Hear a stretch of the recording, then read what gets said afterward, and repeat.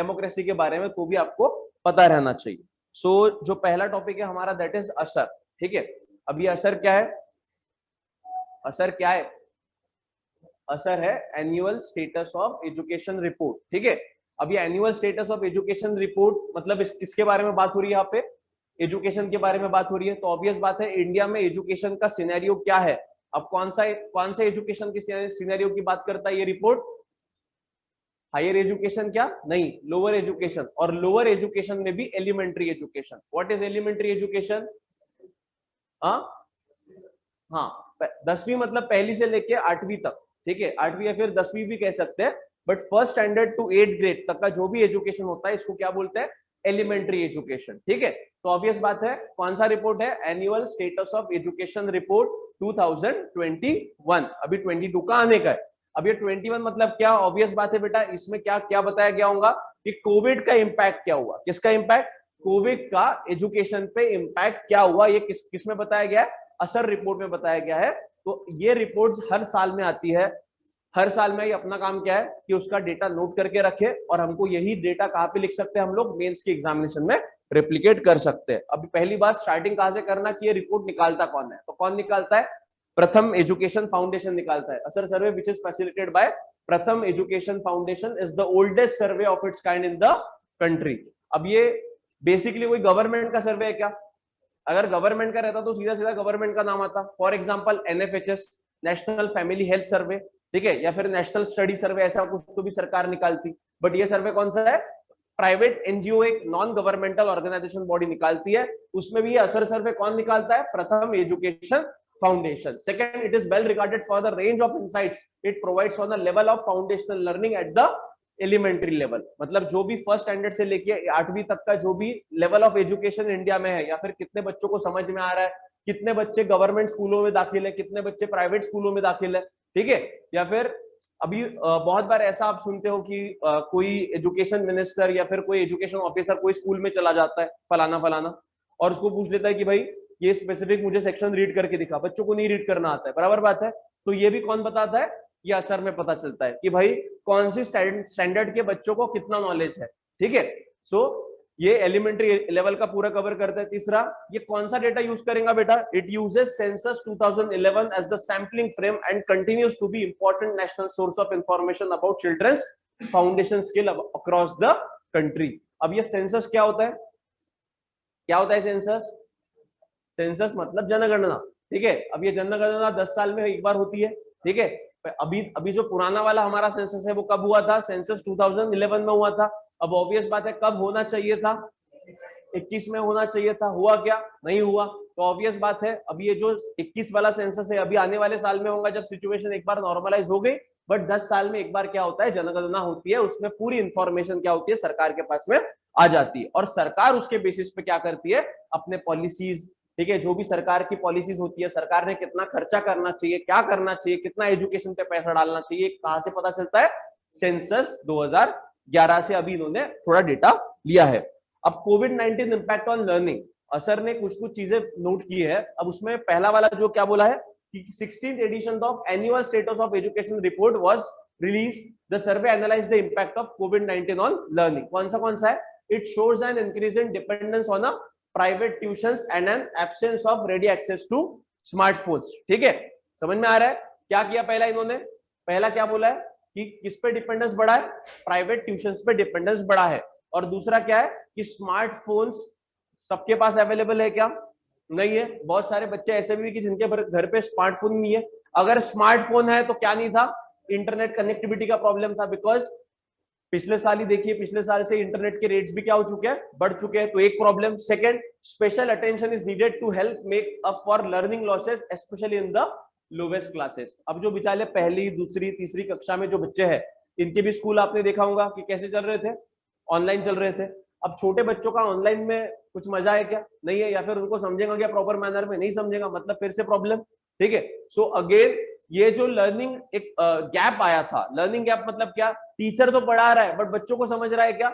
नहीं, मतलब अंडरस्टैंडिंग पे फिर से मारा ही, ठीक है। और स्पेसिफिकली जब हम लोग ये एलिमेंट्री बेसिक लेवल की एजुकेशन की बात करते हैं, KG1, KG2, nursery, first standard, second standard, ये बच्चों को टीचर का प्रेजेंस होना बहुत ही इंपॉर्टेंट होता है, ठीक है। टीचर अगर सामने रहेगा तो they will easily gain the access to the knowledge, but अगर टीचर नहीं रहेगा और आप ऑनलाइन अगर उसको पढ़ाने की कोशिश करोगे तो it is not possible, because आप खुद ही देखिए कि हमारा खुद का बीइंग एन एडल्ट, हमारा एक रिटेंशन स्पैन कितना है।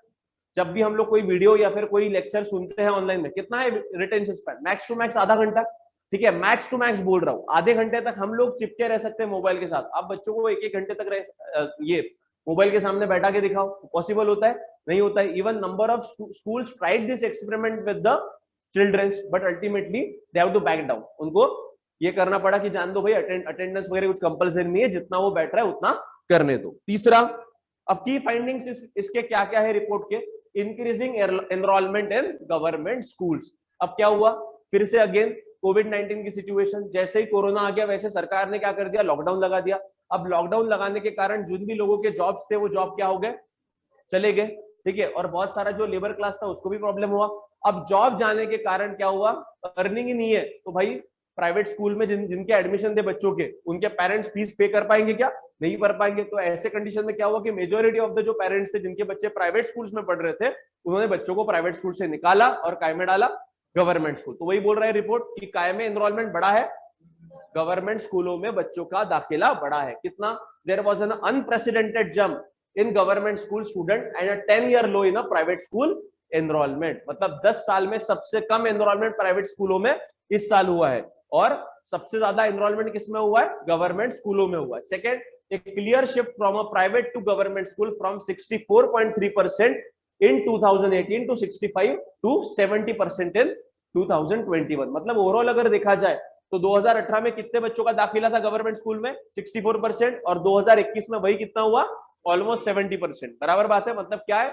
It is a sharp jump. Second, A fall in a private school enrolment from 28.8% in 2020 to 24.4% in 2021। मतलब 4% से ड्रॉप किसमें हुआ है? प्राइवेट स्कूल एनरोलमेंट में हुआ है।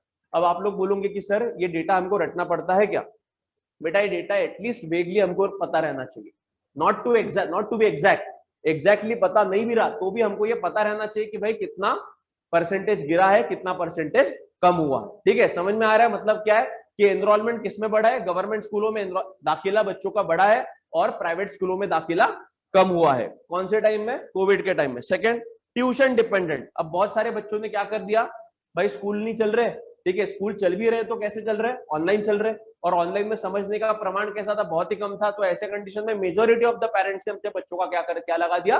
प्राइवेट ट्यूशंस लगा दिया। तो tuition dependent student, specially those from poor families, are dependent more than ever on a private tuitions. किसने बताया हमको? ये असर सर्वे ने बताया। 39.2% of children overall are now taking tuitions between 2018 and 2021।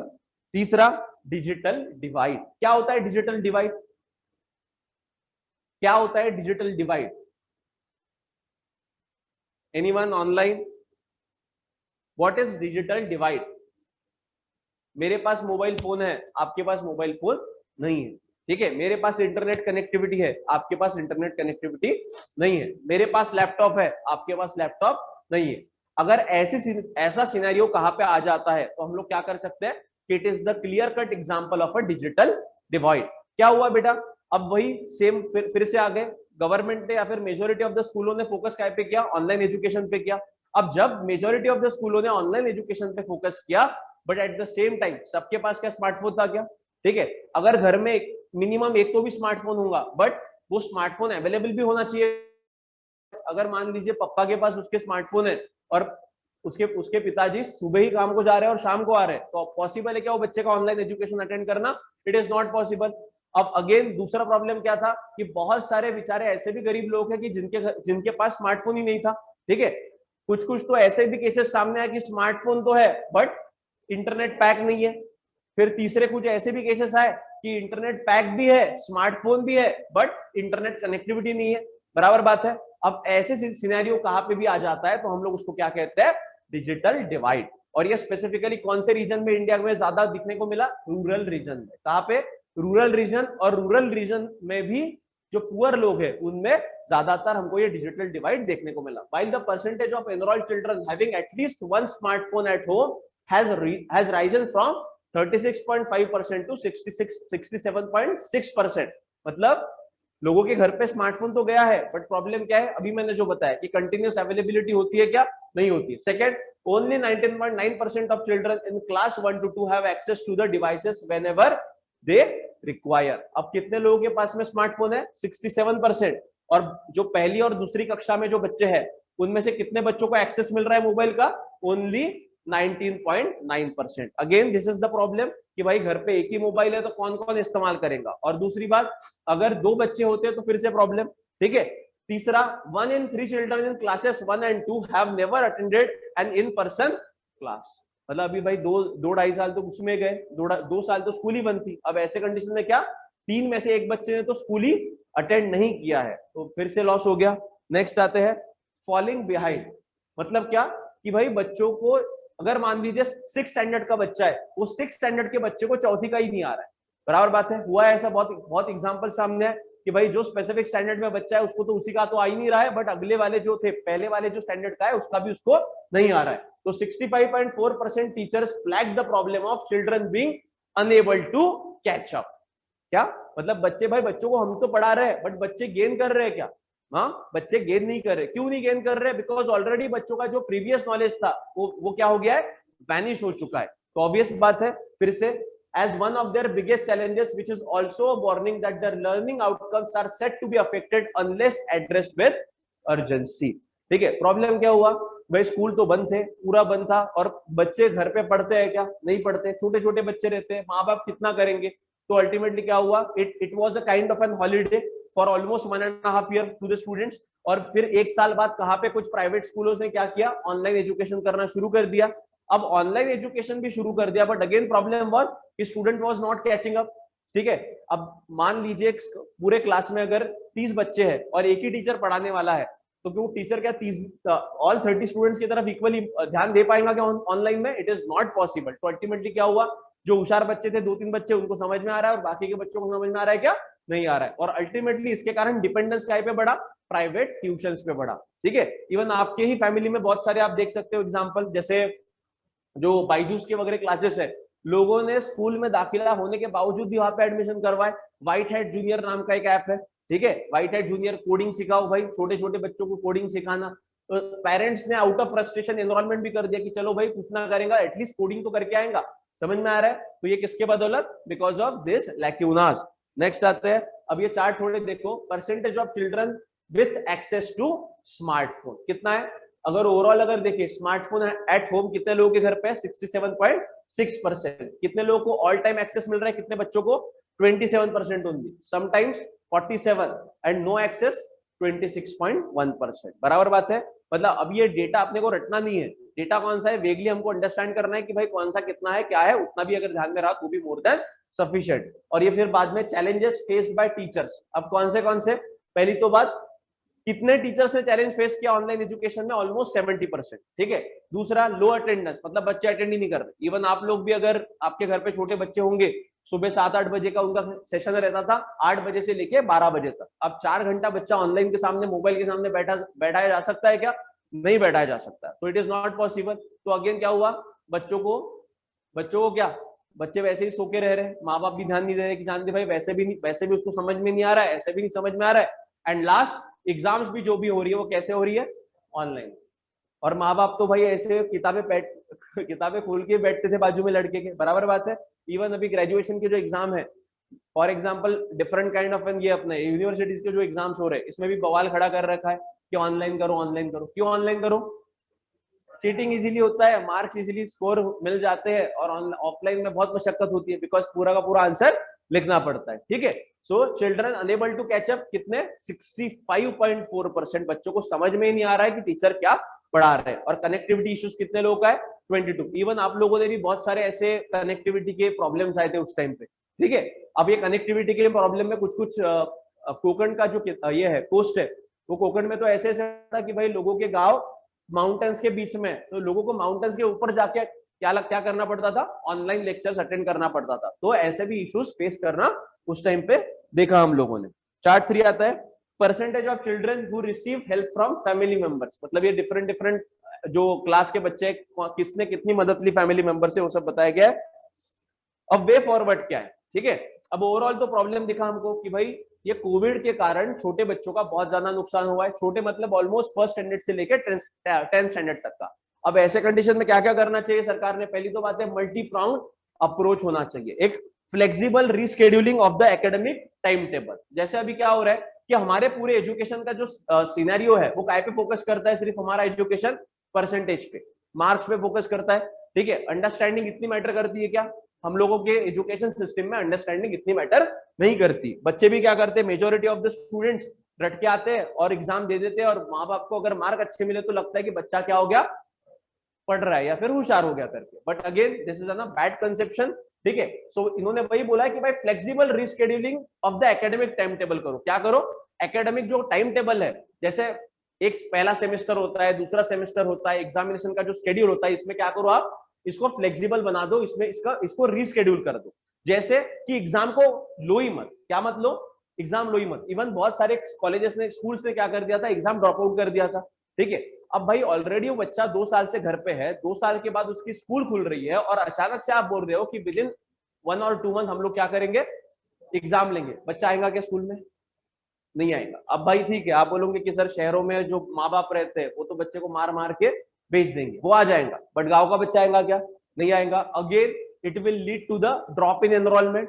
ठीक है, जो हमारा सर्व शिक्षा अभियान का एक मकसद था कि पूरे बच्चों का क्या, जो एलिमेंट्री एजुकेशन है वो सबको फ्री ऑफ कॉस्ट मिलना चाहिए। राइट टू एजुकेशन एक्ट है, बराबर बात है, क्या है, right to education act pass किया गया है। It is a fundamental right of earth कि छोटे बच्चों को क्या मिलना चाहिए, फ्रीली एजुकेशन मिलना ही चाहिए। अब ऐसे कंडीशन में क्या होगा, अगर गवर्नमेंट ने बोला कि हम लोग एग्जाम्स लेंगे ही किसी भी हालत में, तो बच्चे आएंगे क्या?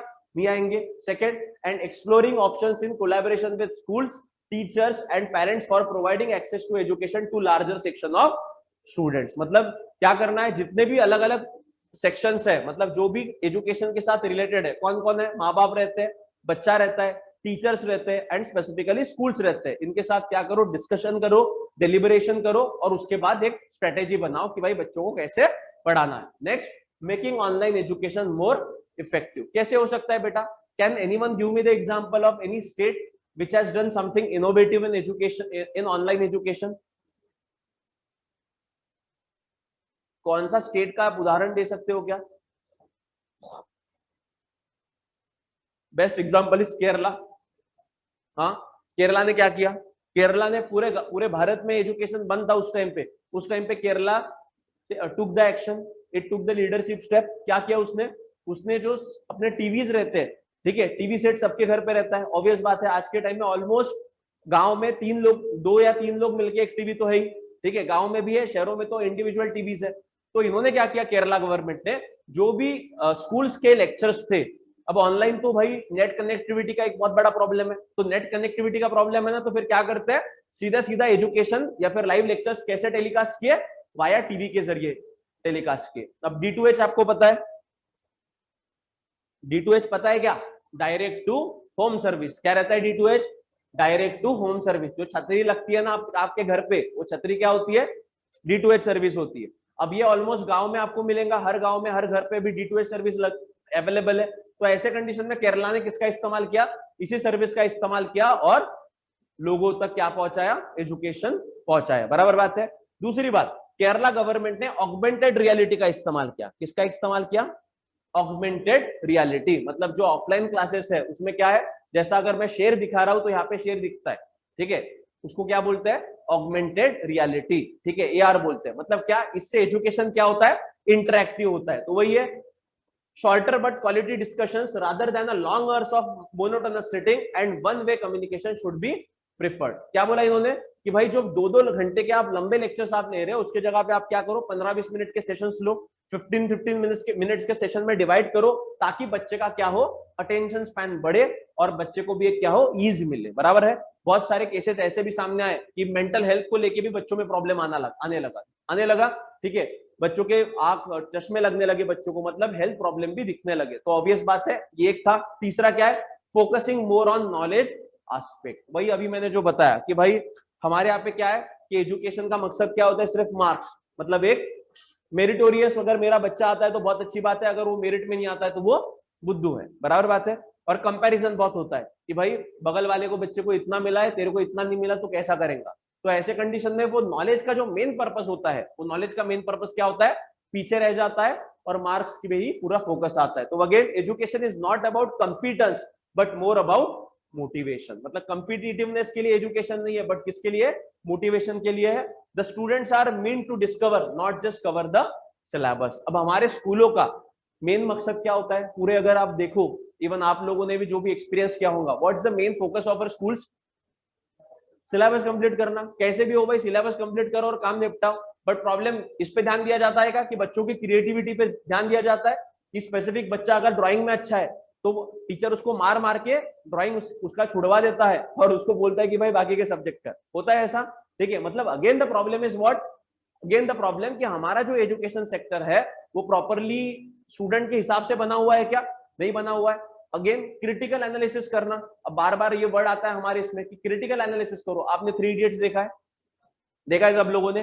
3 इडियट्स में जब वो आखिरी में रैंचो जाता है कहाँ पे, लद्दाख में, तो वहां पे क्या होती है, ओपन स्कूलिंग चलता है। क्या चलता है, ओपन स्कूलिंग। मतलब एक्सपेरिमेंट्स भी उनको जो दिखाए जा रहे हैं वो कैसे दिखाए जा रहे हैं, लाइव एक्सपेरिमेंट्स दिखाए जा रहे हैं, ना कि घिसे पीटे जो रटके वहां पे लिखे रहते किताबों में। मतलब क्या है कि अगर आपको एजुकेशन क्रिएटिव बनाना है और बच्चों को स्पेसिफिकली क्रिएटिव बनाना है तो चीजें भी कैसी करनी पड़ती है, आपको क्रिएटिव तरीके से भी आपको पढ़ाना आना चाहिए, समझा। तो this kind of an changes are required. अब सेकंड जो हमारा न्यूज है वो कौन सा है, वर्ल्ड प्रेस फ्रीडम इंडेक्स। ये कब पब्लिश हुआ बेटा, हमारे प्राइम मिनिस्टर मोदी जी जब डेनमार्क में थे उस टाइम पे एक इंडेक्स पब्लिश हुआ। कौन सा इंडेक्स था, वर्ल्ड प्रेस फ्रीडम इंडेक्स 2022। इस इंडेक्स में इंडिया का रैंक कितना आया, out of 180 countries India rank was 150, ठीक है। और उसके पहले इंडिया का रैंक 142 था। मतलब इंडिया थोड़ा अच्छा कर रहा था। और खराब अगर कब किया, 2022 में हमारे जर्नलिस्ट पे बहुत ज्यादा क्या होने लगे हैं, अत्याचार, मतलब अटैक्स होने लगे हैं। तो ऐसे कंडीशन में जो प्रेस का फ्रीडम होना चाहिए, जो मीडिया का फ्रीडम होना चाहिए टू रिपोर्ट न्यूज ओपनली, वो क्या हो रहा है, कर्टेल हो रहा है या फिर कम हो रहा है, ठीक है। मीडिया को क्या बोला जाता है, fourth pillar of democracy. Media को क्या बोला जाता है, फोर्थ पिलर ऑफ डेमोक्रेसी। और अगर ये फोर्थ पिलर ऑफ डेमोक्रेसी खतरे में है तो डेमोक्रेसी रह सकती है क्या, नहीं रह सकती। बिकॉज कोई भी फाउंडेशन को अगर आपको स्ट्रांग खड़ा रखना है तो 4 पिलर उसके स्ट्रांग होना ही चाहिए। और अगर चौथा पिलर वीक रह रहा है तो बिल्डिंग क्या हो जाएंगी, कोलैप्स हो जाएंगी। मतलब डेमोक्रेसी खतरे में है। इसका मतलब होता है कि जहां जहां पे जिस जिस कंट्री का ये वर्ल्ड प्रेस फ्रीडम इंडेक्स में निचला रैंक है वहां पे डेमोक्रेसी क्या है, एक तो एग्जिस्ट ही नहीं करती या फिर खतरे में है। समझ में आ रहा है, ठीक है। अब ये कौन से दिन में अनाउंस किया गया, वर्ल्ड प्रेस फ्रीडम डे जो 3 मई को आता है, उस दिन कौन सा इंडेक्स अनाउंस किया गया, वर्ल्ड प्रेस फ्रीडम इंडेक्स, ठीक है। अब the 20th edition of W world press freedom index किसने पब्लिश करता है, ये रिपोर्टर्स विदाउट बॉर्डर। कौन पब्लिश करता है, रिपोर्टर्स विदाउट बॉर्डर, RSF, ठीक है। और अभी का जो थीम था इनका 2022 का, वो क्या था, जर्नलिज्म अंडर डिजिटल सीज। क्या है, journalism under digital siege. What is siege, siege करना मतलब क्या करना, घेरना, ठीक है। तो अभी का अगर जर्नलिज्म की बात करें तो स्पेसिफिकली क्या है कि डिजिटल ने उसको पूरा घेर लिया है। ज्यादातर फोकस काय पे होता है बेटा, डिजिटल पे फोकस होता है। इवन आप भी अगर न्यूज पढ़ना चाहो तो हम भी कहाँ पे पढ़ते हैं, ऑनलाइन, यूट्यूब या फिर सोशल मीडिया या फिर number of platforms are available कि जो हमको इजीली क्या करते हैं, खबरें प्रोवाइड करते हैं, ठीक है। अगेन उसमें की बहुत सारी खबरें क्या होती है, झूठी भी होती है और बहुत कुछ छोटी खबरें क्या रहती है, सच भी रहती है। समझ में आ रहा है। तो थीम क्या था, वर्ल्ड प्रेस फ्रीडम इंडेक्स का, जर्नलिज्म अंडर डिजिटल सीज। और कौन से दिन में पब्लिश किया गया, 3rd मई को। 3rd मई को क्या आता है, वर्ल्ड प्रेस फ्रीडम डे भी बोला जाता है। इंडिया का रैंक कितना है, India rank 150th among the 180 countries. 180 country में से इंडिया का रैंक कितना है, 150 है। मतलब बहुत ही खराब है। अब यहाँ पे देखो आपके स्क्रीन पे क्या आ रहा है, फोटो आ रहा है कि जिसमें हाथ को क्या किया है, जकड़ लिया है, ठीक है। हाथ में है पेन, पेन को जकड़ लिया। मतलब क्या है कि प्रेस फ्रीडम इंडिया में क्या हो रहा है, दिन ब दिन कम होते जा रहा है। अब प्रेस फ्रीडम मतलब क्या, कि अगर मान लीजिए सरकार ने कुछ गलत किया तो जर्नलिस्ट को इजीली क्या होना चाहिए, एक अधिकार है जर्नलिस्ट को कि वो क्या कर सके, जो भी सच है वो रिपोर्ट कर सके। बट इंडिया में क्या हो रहा है, इस पे भी क्या किया जा रहा है, अटैक किया जा रहा है। Not only in India but in almost all over world, ठीक है। नेक्स्ट आता है, कौन पब्लिश करता है बेटा, रिपोर्टर्स विदाउट बॉर्डर, RSF, ठीक है। कौन पब्लिश करता है ये, रिपोर्टर्स विदाउट बॉर्डर। अब ये वर्ल्ड प्रेस फ्रीडम डे के बारे में पहले हम लोग देखेंगे कि भाई ये डे किसने अनाउंस किया, क्या किया। The day was proclaim by the United nation general assembly in 1993 following the recommendation of UNESCO general conference in 1991। ठीक है, अब ये कब मतलब ये वर्ल्ड प्रेस फ्रीडम डे कब अनाउंस किया गया? 1993 में अनाउंस किया गया। कहां पे अनाउंस किया गया? यूनाइटेड नेशन जनरल असेंबली में। ठीक है, किसके रिकमेंडेशन पे? UNESCO general conference in 1991। क्या है यूनेस्को का full form? UNESCO is basically one of the organization under the United Nations. क्या है यूनेस्को का फुल फॉर्म? लिखो, United Nations educational, scientific and cultural organization. United Nations educational, scientific, United Nations educational, scientific and cultural organization. This is the full form of UNESCO. United Nations Educational, Scientific and Cultural Organization. अब ये कौन से declaration से ये world press freedom day की शुरुआत हुई? The day also marks the 1991 Windhoek declaration adopted by UNESCO. तो आपको अगर पूछा जाता है कि Windhoek declaration is related to what? World press freedom day. ठीक है, कौन सा डिक्लेरेशन? विंडहोक डिक्लेरेशन, जो 1991 में हुआ था, उसके आधार पे क्या बनाया गया? ये world press freedom day announce किया गया। इसका थीम क्या था? It aim towards the development of a free, independent and pluralistic press. ठीक है, क्या है इसका? ये जो विंडहोक डिक्लेरेशन में क्या अनाउंस किया गया कि ये जो भी डे रहेगा, इसका एम क्या रहेगा? कि development of a free, independent and pluralistic press. Press मतलब कौन सी प्रेस? मीडिया। ठीक है, सो ये डिक्लेरेशन को ध्यान में रखना, विंडहोक डिक्लेरेशन। सवाल ऐसे ही पूछे जाते हैं प्रीलिम्स में। नेक्स्ट आता है, अब what is world press freedom index? मतलब क्या करता है ये? It has been published every year since 2002 by reporters sans frontier. मतलब ये इसका फ्रेंच नाम है। ठीक है, कौन सा? रिपोर्टर्स sans फ्रंटियर और रिपोर्टर्स विदाउट बॉर्डर्स। ठीक है, अब इसका जो मेन हेडक्वार्टर है वो कहां पे लोकेटेड है? पेरिस में लोकेटेड है। ठीक है, तीसरा, the index rank countries and region according to the level of freedom available to journalist, however it is not an indicator on the quality of journalism. मतलब क्या है कि जर्नलिस्ट को हर एक कंट्री में कितना फ्रीडम है उसके आधार पे ये रैंकिंग लगवाता है, बट ये जर्नलिज्म किस क्वालिटी का हो रहा है इस पे इंडिकेट करता है क्या? नहीं करता है। मतलब आप झूठ खबरें फैलाओ, सच्ची खबरें फैलाओ, इसके बारे में बताएगा क्या? नहीं। बट ये क्या बताएगा कि वो स्पेसिफिक कंट्रीज में जर्नलिस्ट को कितना फ्रीडम है इसके बारे में क्या करता है? एक रैंकिंग पब्लिश करता है। नेक्स्ट आता है, स्कोरिंग क्राइटेरिया कैसा है? 0 to 100 का इसका स्केल रहता है। अगर किसी कंट्री को 0 मिला मतलब क्या है? कि that is the worst possible score. मतलब 0 मतलब क्या है? बहुत ही कम, एकदम कि वहां पे प्रेस फ्रीडम क्या है? 0 है। और 100 का मतलब क्या है? कि बेस्ट पॉसिबल स्कोर, मतलब वहां पे प्रेस फ्रीडम क्या है? बहुत ही अच्छा है। ठीक है, मतलब journalist can easily report the things. और गवर्नमेंट की तरफ से कोई प्रेशर दिया जाता है क्या? नहीं दिया जाता है। नेक्स्ट, इवैल्यूएशन क्राइटेरिया क्या है? ईच कंट्री और territory score is evaluated using 5 contextual indicator. 5 indicator पे फोकस किया जाता है किसी भी कंट्री को रैंकिंग देते वक्त। कौन से 5 इंडिकेटर है? पहला है पॉलिटिकल कंटेक्स्ट, कि भाई वो स्पेसिफिक कंट्री के अंदर में पॉलिटिकल सिनेरियो कैसा है, बराबर बात है। दूसरा, लीगल फ्रेमवर्क, कि भाई मतलब जो रूल्स एंड रेगुलेशन है वो कैसे है। ठीक है, तीसरा, इकोनॉमिक कंटेक्स्ट, ठीक है, इकोनॉमिक वाइज वो स्पेसिफिक कंट्री कैसा है। चौथा, सोशियो कल्चरल कंटेक्स्ट एंड पांचवा, सेफ्टी। अब सोशियो कल्चरल मतलब क्या? कि सोसाइटी कैसी है और सोसाइटी में भी जो अलग अलग प्रकार के लोग रह रहे हैं उनका कल्चर कैसा है। इन सारे 5 फैक्टर्स को क्या किया जाता है? इवैल्यूएट किया जाता है और इसके आधार पे कंट्री को क्या किया जाता है? रैंक दिया जाता है। कौन से इंडेक्स में? वर्ल्ड प्रेस फ्रीडम इंडेक्स में। कौन से 5 फैक्टर है? पहला है पॉलिटिकल कंटेक्स्ट, दूसरा है लीगल फ्रेमवर्क, तीसरा है इकोनॉमिक कंटेक्स्ट, चौथा है सोशियो कल्चरल कंटेक्स्ट और पांचवा है सेफ्टी। ठीक है, अंडरस्टूड? कौन सी चीजें ध्यान में रखना है, समझ में आ गया? ठीक है, वर्ल्ड प्रेस फ्रीडम इंडेक्स कौन अनाउंस करता है? रिपोर्टर्स विदाउट बॉर्डर अनाउंस करता है। ठीक है, रिपोर्टर्स विदाउट बॉर्डर अनाउंस करता है। कौन से दिन अनाउंस होता है ये? वर्ल्ड प्रेस फ्रीडम डे के दिन। वर्ल्ड प्रेस फ्रीडम डे कब आता है? 3 मई को। अब ये 3 मई को किसने डिसाइड किया? यूनाइटेड नेशन जनरल असेंबली ने। कौन सा डिक्लेरेशन था? विंडहुक डिक्लेरेशन। ठीक है, और ये विंडहुक डिक्लेरेशन का एम क्या है कि development of a free open press. ठीक है, समझ में आया? इतना चीज ध्यान में रखना।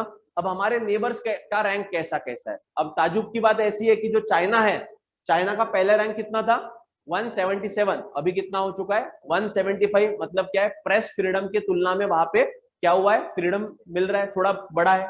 ठीक है, इंडिया की अगर बात करें तो ठीक है, इंडिया का पहले कितना था 142, मतलब India was good, performing good. But अभी कितना हो चुका है 150, मतलब 8 रैंक से हम लोग क्या हुए हैं, नीचे गए हैं। मतलब हमारे यहाँ पे प्रेस फ्रीडम क्या है, खतरे में है।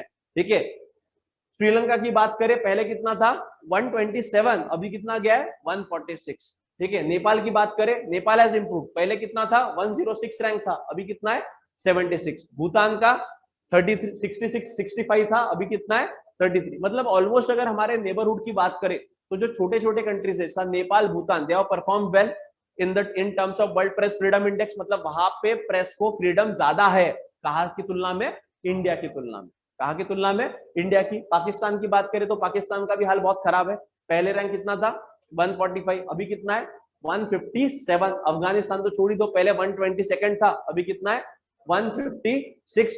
और बांग्लादेश में इंडिया से भी खराब हालत, पहले 152 था, अभी 162 है। मतलब ओवरऑल अगर देखा जाए तो इंडिया के नेबरहुड या फिर पूरे का पूरा हमारा जो साउथ एशिया है, वहां पे प्रेस फ्रीडम की हालत क्या है, बहुत ही भयानक है। ठीक है, प्रेस को फ्रीडम मिल रहा है क्या, इजीली नहीं मिल रहा है। अब आप लोग बोलेंगे सर हमारे यहाँ पे तो बहुत अच्छी अच्छी चीजें दिखाई जाती है, but majority of our media what they shows, they praise the government. ठीक है, दे प्रेज द गवर्नमेंट, और जो रियलिटी है वो दिखाने वाली भी क्या है, बहुत ही कम बचे हैं, बहुत ही हाथ पे गिनने वाले न्यूज चैनल है कि जो क्या करते हैं, रियलिटी बताते हैं। और जो रियलिटी बताते हैं फिर उस पर क्या किया जाता है, अटैक किया जाता है। ठीक है, या फिर उसको इलीगल केसेस में डिटेन किया जाता है, किसी पर सेडिशन का केस लगाया जाता है। व्हाट इज सेडिशन, राजद्रोह। सेडिशन मतलब क्या, राजद्रोह। ठीक है, सेडिशन किस पे लगता है, अगर मान ले ये राज है, इसने देश के विरोध में कुछ कार्रवाई की, ठीक है, तो इस पर क्या लगेगा, सेडिशन लगाया जा सकता है। समझ में आ रहा है? अब ऐसे सेडिशन केसेस सरकार किस पे लगवा रही है, जर्नलिस्ट पे लगवा रही है। अच्छा है कि गलत है, गलत है। ठीक है, देखते हैं टॉप एंड वर्स्ट परफॉर्मेंस कौन सा। जिस दिन ये वर्ल्ड प्रेस फ्रीडम इंडेक्स आया उस दिन हमारे prime minister was in Denmark, और डेनमार्क का रैंक कितना है वर्ल्ड प्रेस फ्रीडम इंडेक्स में, सेकंड रैंक। ठीक है, सो टॉप परफॉर्मर कौन है, पहले पे नॉर्वे आता है, दूसरे पे डेनमार्क, तीसरे पे स्वीडन, चौथे पे इस्टोनिया, पांचवे पे Finland grab the top position. और सबसे खराब हालत प्रेस फ्रीडम इंडेक्स की कहां पे, north Korea remained at the bottom of the list of the 180 countries. North Korea, north Korea में कौन है, हुकुम शाह, किम जोंग अन। कौन है, किम जोंग अन। ठीक है, ही इज द डिक्टेटर। क्या है वो, डिक्टेटर है। डिक्टेटर को ही हम लोग क्या बोलते हैं, हुकुम शाह। Russia was placed at 155th position. मतलब रशिया में भी क्या है, प्रेस फ्रीडम को लेकर हालात अच्छे है क्या, नहीं है। ठीक है, नेक्स्ट आते हैं। अब रीजन क्या है इंडिया में, इंडिया का पहले रैंक था 142, अभी रैंक हो गया है 150। तो ये जो फॉल डाउन हुआ है हमारे रैंक में, ये क्यों हुआ है, पहला तो है प्रेशर फ्रॉम गवर्नमेंट, है भाई प्रेशर फ्रॉम गवर्नमेंट। और गवर्नमेंट क्या बोलती है कि अगर कोई भी अगर एंटी गवर्नमेंट बोलने लगा या फिर गवर्नमेंट को कोसने लगा तो गवर्नमेंट क्या लगा देती है, एंटी नेशनल का टैग लगवा देती है। और जो प्रेशर फ्रॉम गवर्नमेंट है, गवर्नमेंट भी कोशिश करती है कि भाई राष्ट्रीय भावना जागो, क्या कौन सी नेशनलिस्टिक फीलिंग पे आप खेलो। ठीक है, भले हम गलत कर रहे हैं कैसे भी करें, बट आपने क्या करना चाहिए, राष्ट्र का जो हित है वो देखना चाहिए। हमारा जो एंटी गवर्नमेंट स्टैंड है वो आपने लेना चाहिए क्या, नहीं लेना चाहिए। तो एक pressure from government is there. Second, fault in policy framework. हमारे यहाँ पे आज भी कुछ ऐसे कानून है कि जो किसने बनाए थे, ब्रिटिशर्स ने बनाए थे। ठीक है, और वो ब्रिटिशर्स ने किसके लिए बनवाए थे, जो इंडिपेंडेंस मूवमेंट उस टाइम पे चल रही थी उनको कर्टेल करने के लिए उस टाइम पे कानून किसने बनाए थे, ब्रिटिशर्स ने बनाए थे। बट वही कानून आज भी हमारे यहाँ पे एग्जिस्ट करते हैं, और उसी कानून का उपयोग करके हमारी सरकार क्या करती है, फ्रीडम ऑफ फ्री स्पीच को क्या करती है, कर्टेल करती है, मतलब उसको रोकती है। ठीक है, सो कौन सा डिफेमेशन केस लगवाना, जैसा मान लीजिए कोई जर्नलिस्ट है, उसने अगर सरकार की कुछ पोल खोल कर दी तो क्या कर देते हैं, उस पर डिफेमेशन का केस लगवा देते हैं। डिफेमेशन मतलब क्या, कि भाई मेरी जो प्रतिमा है उसको क्या किया, इसने टार्निश किया है। इसके लिए जो केस लगवाई जाती है वो कौन सी रहती है, डिफेमेशन केस। दूसरा क्या है, sedition case. What is sedition again, sedition क्या है, सेडिशन के लिए कौन सा आईपीसी है, 124A लिखो। सेडिशन के लिए कौन सा आईपीसी है? 124A। ठीक है। अब ये जो सेडिशन अगर किसी पे लगाया जाता है, मान लीजिए राज पे मैंने सेडिशन लगा दिया या फिर सरकार ने सेडिशन लगाया, तो मिनिमम उसको 3 साल तक जेल हो सकता है। कितने लिए? 3 साल। और अगर ज्यादा ही उसने कुछ अति कर दिया तो लाइफ इंप्रिजनमेंट भी हो सकता है। मतलब क्या? पूरे जिंदगी भर तुझे कहां पे रहना पड़ेगा? जेल में रहना पड़ेगा। सो लिखो सेडिशन का सेडिशन का जो है वो कौन सा आईपीसी है? IPC 124A। ठीक है। आज के पेपर में ही आईपीसी 124A के रिगार्डिंग न्यूज आई है। अगर नहीं पढ़ी होंगी तो एक बार पढ़ लेना। इसमें ऑफेंस पनिशेबल लिखो, आईपीसी 124A के आगे लिखना offence, offence punishable with imprisonment up to 3 years of 3 years of offense punishable with imprisonment मतलब क्या? जेल में। ठीक है। imprisonment up to 3 years, 3 साल तक की जेल, एंड फाइन मतलब एक उस पर कुछ तो भी फाइन भी लगाएंगे, और imprisonment for life and a fine. मतलब पूरे आजन्म कारावास जिसको बोला जाता है वो भी लगवाया जा सकता है। कौन सा सेक्शन है? आईपीसी का section 124A। It is related to the sedition. इसके बाद ये चीज दिमाग में बैठनी चाहिए। ठीक है, समझ में आ रहा है?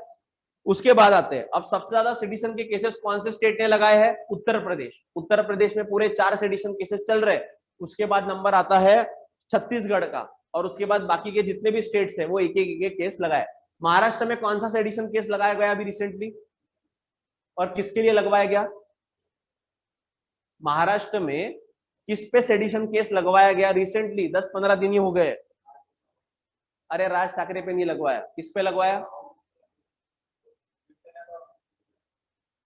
शिवसेना तो पावर में है भाई, खुद के मेंबर पे काय को लगवाएगा? नवनीत राणा। ठीक है, नवनीत और रवि राणा, ये दोनों इंडिपेंडेंट एमएलए है। देवर उन्होंने प्रण लिया था कि भाई सीएम के घर के सामने क्या बजाएंगे? हनुमान चालीसा बजाएंगे। तो सरकार ने क्या कर दिया? महाराष्ट्र गवर्नमेंट ने उनपे क्या लगा दिया? सेडिशन केस लगा दिया। अब आप लोगों ने ये भी सोचना चाहिए कि सर ये सही है क्या गलत है? हाई कोर्ट ने तो बोला है, जो सेशन कोर्ट है जिनका बेल के लिए जिन्होंने अपील किया था, सेशन कोर्ट ने तो बोला है कि ये जो सेडिशन केस इन पे लगवाया गया ये क्या है? गलत है। आप इतने छोटे मामले के लिए सेडिशन केस नहीं लगवा सकते हो। बट ये क्या है? रूल्स एंड रेगुलेशन, मतलब लॉ एंड ऑर्डर के सिचुएशन के लिए क्या कर रहे थे? प्रॉब्लम क्रिएट कर रहे थे। तो उसके हिसाब से अगर देखा जाए तो इन पे मुकदमा होना चाहिए, बिकॉज वो क्या कर रहे थे? शांति को भंग कर रहे थे। बराबर बात है। ठीक है। अब भाई आपको हनुमान चालीसा बोलनी है, आप मंदिर में बोलो, आप अपने घर पे बोलो, रोड पे बोलो, बट सीएम के घर के सामने बोलना कुछ ये है? कुछ ऐसा रूल एंड रेगुलेशन है क्या? नहीं है। तो ये क्या है? एक प्रकार का लॉ एंड ऑर्डर को प्रॉब्लम क्रिएट करने समान हो गया। तो इसीलिए केस लगना जायज सी बात है, बट सेडिशन का केस लगना ये क्या है? गलत है। अंडरस्टूड? ठीक है। उसके बाद आते हैं, अब ये सेडिशन का थोड़ा हिस्ट्री समझते हैं कि ये सेडिशन का पहली बार किसने लाया था? हाँ, अंग्रेजों ने लाया था। अब अंग्रेजों ने भी कब लाया? इंडिया में लाया क्या? नहीं, इंडिया के पहले भी 17th सेंचुरी में British law makers they brought the sedition in their own country. ठीक है। अब जब 17th सेंचुरी में ब्रिटिशर्स ने लाया, उसका उस टाइम पे मकसद क्या था सेडिशन का? कि सरकार के विरोध में बोलने वाला कोई भी नहीं बचना चाहिए, या फिर किसी को भी अधिकार नहीं है कि वो क्या कर सके? सरकार को डायरेक्टली क्रिटिसाइज कर सके। तो वही है, it was enacted in 17th century in British time. और उसका क्या था? Only good opinion regarding the government should follow in the public. मतलब गवर्नमेंट के प्रति बैड ओपिनियन किसी का होना चाहिए क्या? नहीं होना चाहिए। तो 17th सेंचुरी में पहली बार क्या लाया?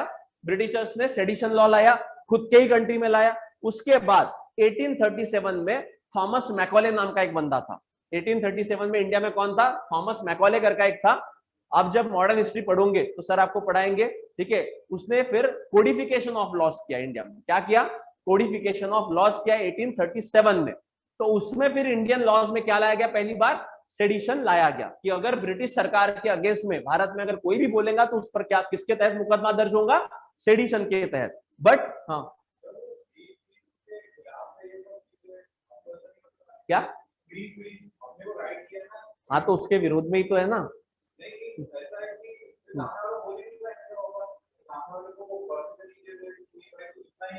हाँ हाँ तो वही तो है ना।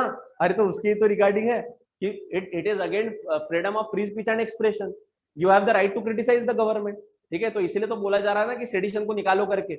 अभी सुप्रीम कोर्ट में क्या हुआ है, अर्जी दाखिल हुई है, पीआईएल फाइल्स किए गए कि क्या करो कि ये सेडिशन को हटाओ, इसको कॉन्स्टिट्यूशन से ही वैनिश कर दो, because it is anti constitutional है।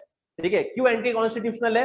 बिकॉज ये हमसे हमारा कौन सा अधिकार छीन रहा है, फंडामेंटल राइट छीन रहा है, freedom of free speech and expression. जिस अब डेमोक्रेसी है बेटा, डेमोक्रेसी में अगर सरकार को हम चुन के दे रहे हैं तो सरकार को क्रिटिसाइज करने का भी अधिकार किसका है, हमारा है। अगर सरकार को हम लोग क्रिटिसाइज नहीं करेंगे तो सरकार को उसकी खामियां पता चलेंगी क्या, नहीं पता चलेंगी। और सरकार अगर किसी पे भी जो भी एंटी गवर्नमेंट बोल रहा है उस पे एंटी नेशनल का टैग लगवा के सेडिशन केस लगवा रहा है, इसका मतलब क्या हो जाएगा कि अगेन हमारी डेमोक्रेसी खतरे में आ गई and we are back to the dictatorship, जिस राजा महाराजाओं की जो सरकार चलती थी वैसा ही हो जाएगा।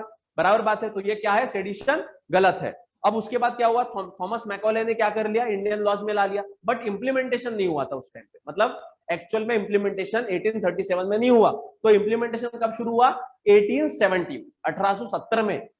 70 से क्या किया गया, ब्रिटिश सरकार ये सेडिशन सेक्शन 124A को क्या करने लगी, इस्तेमाल करने लगी। किसके अगेंस्ट में, जो फ्रीडम फाइटर्स थे इन पे किसके तहत मुकदमा लगवाने लगा, sedition case under IPC 124A के तहत मुकदमा लगवाने लगा।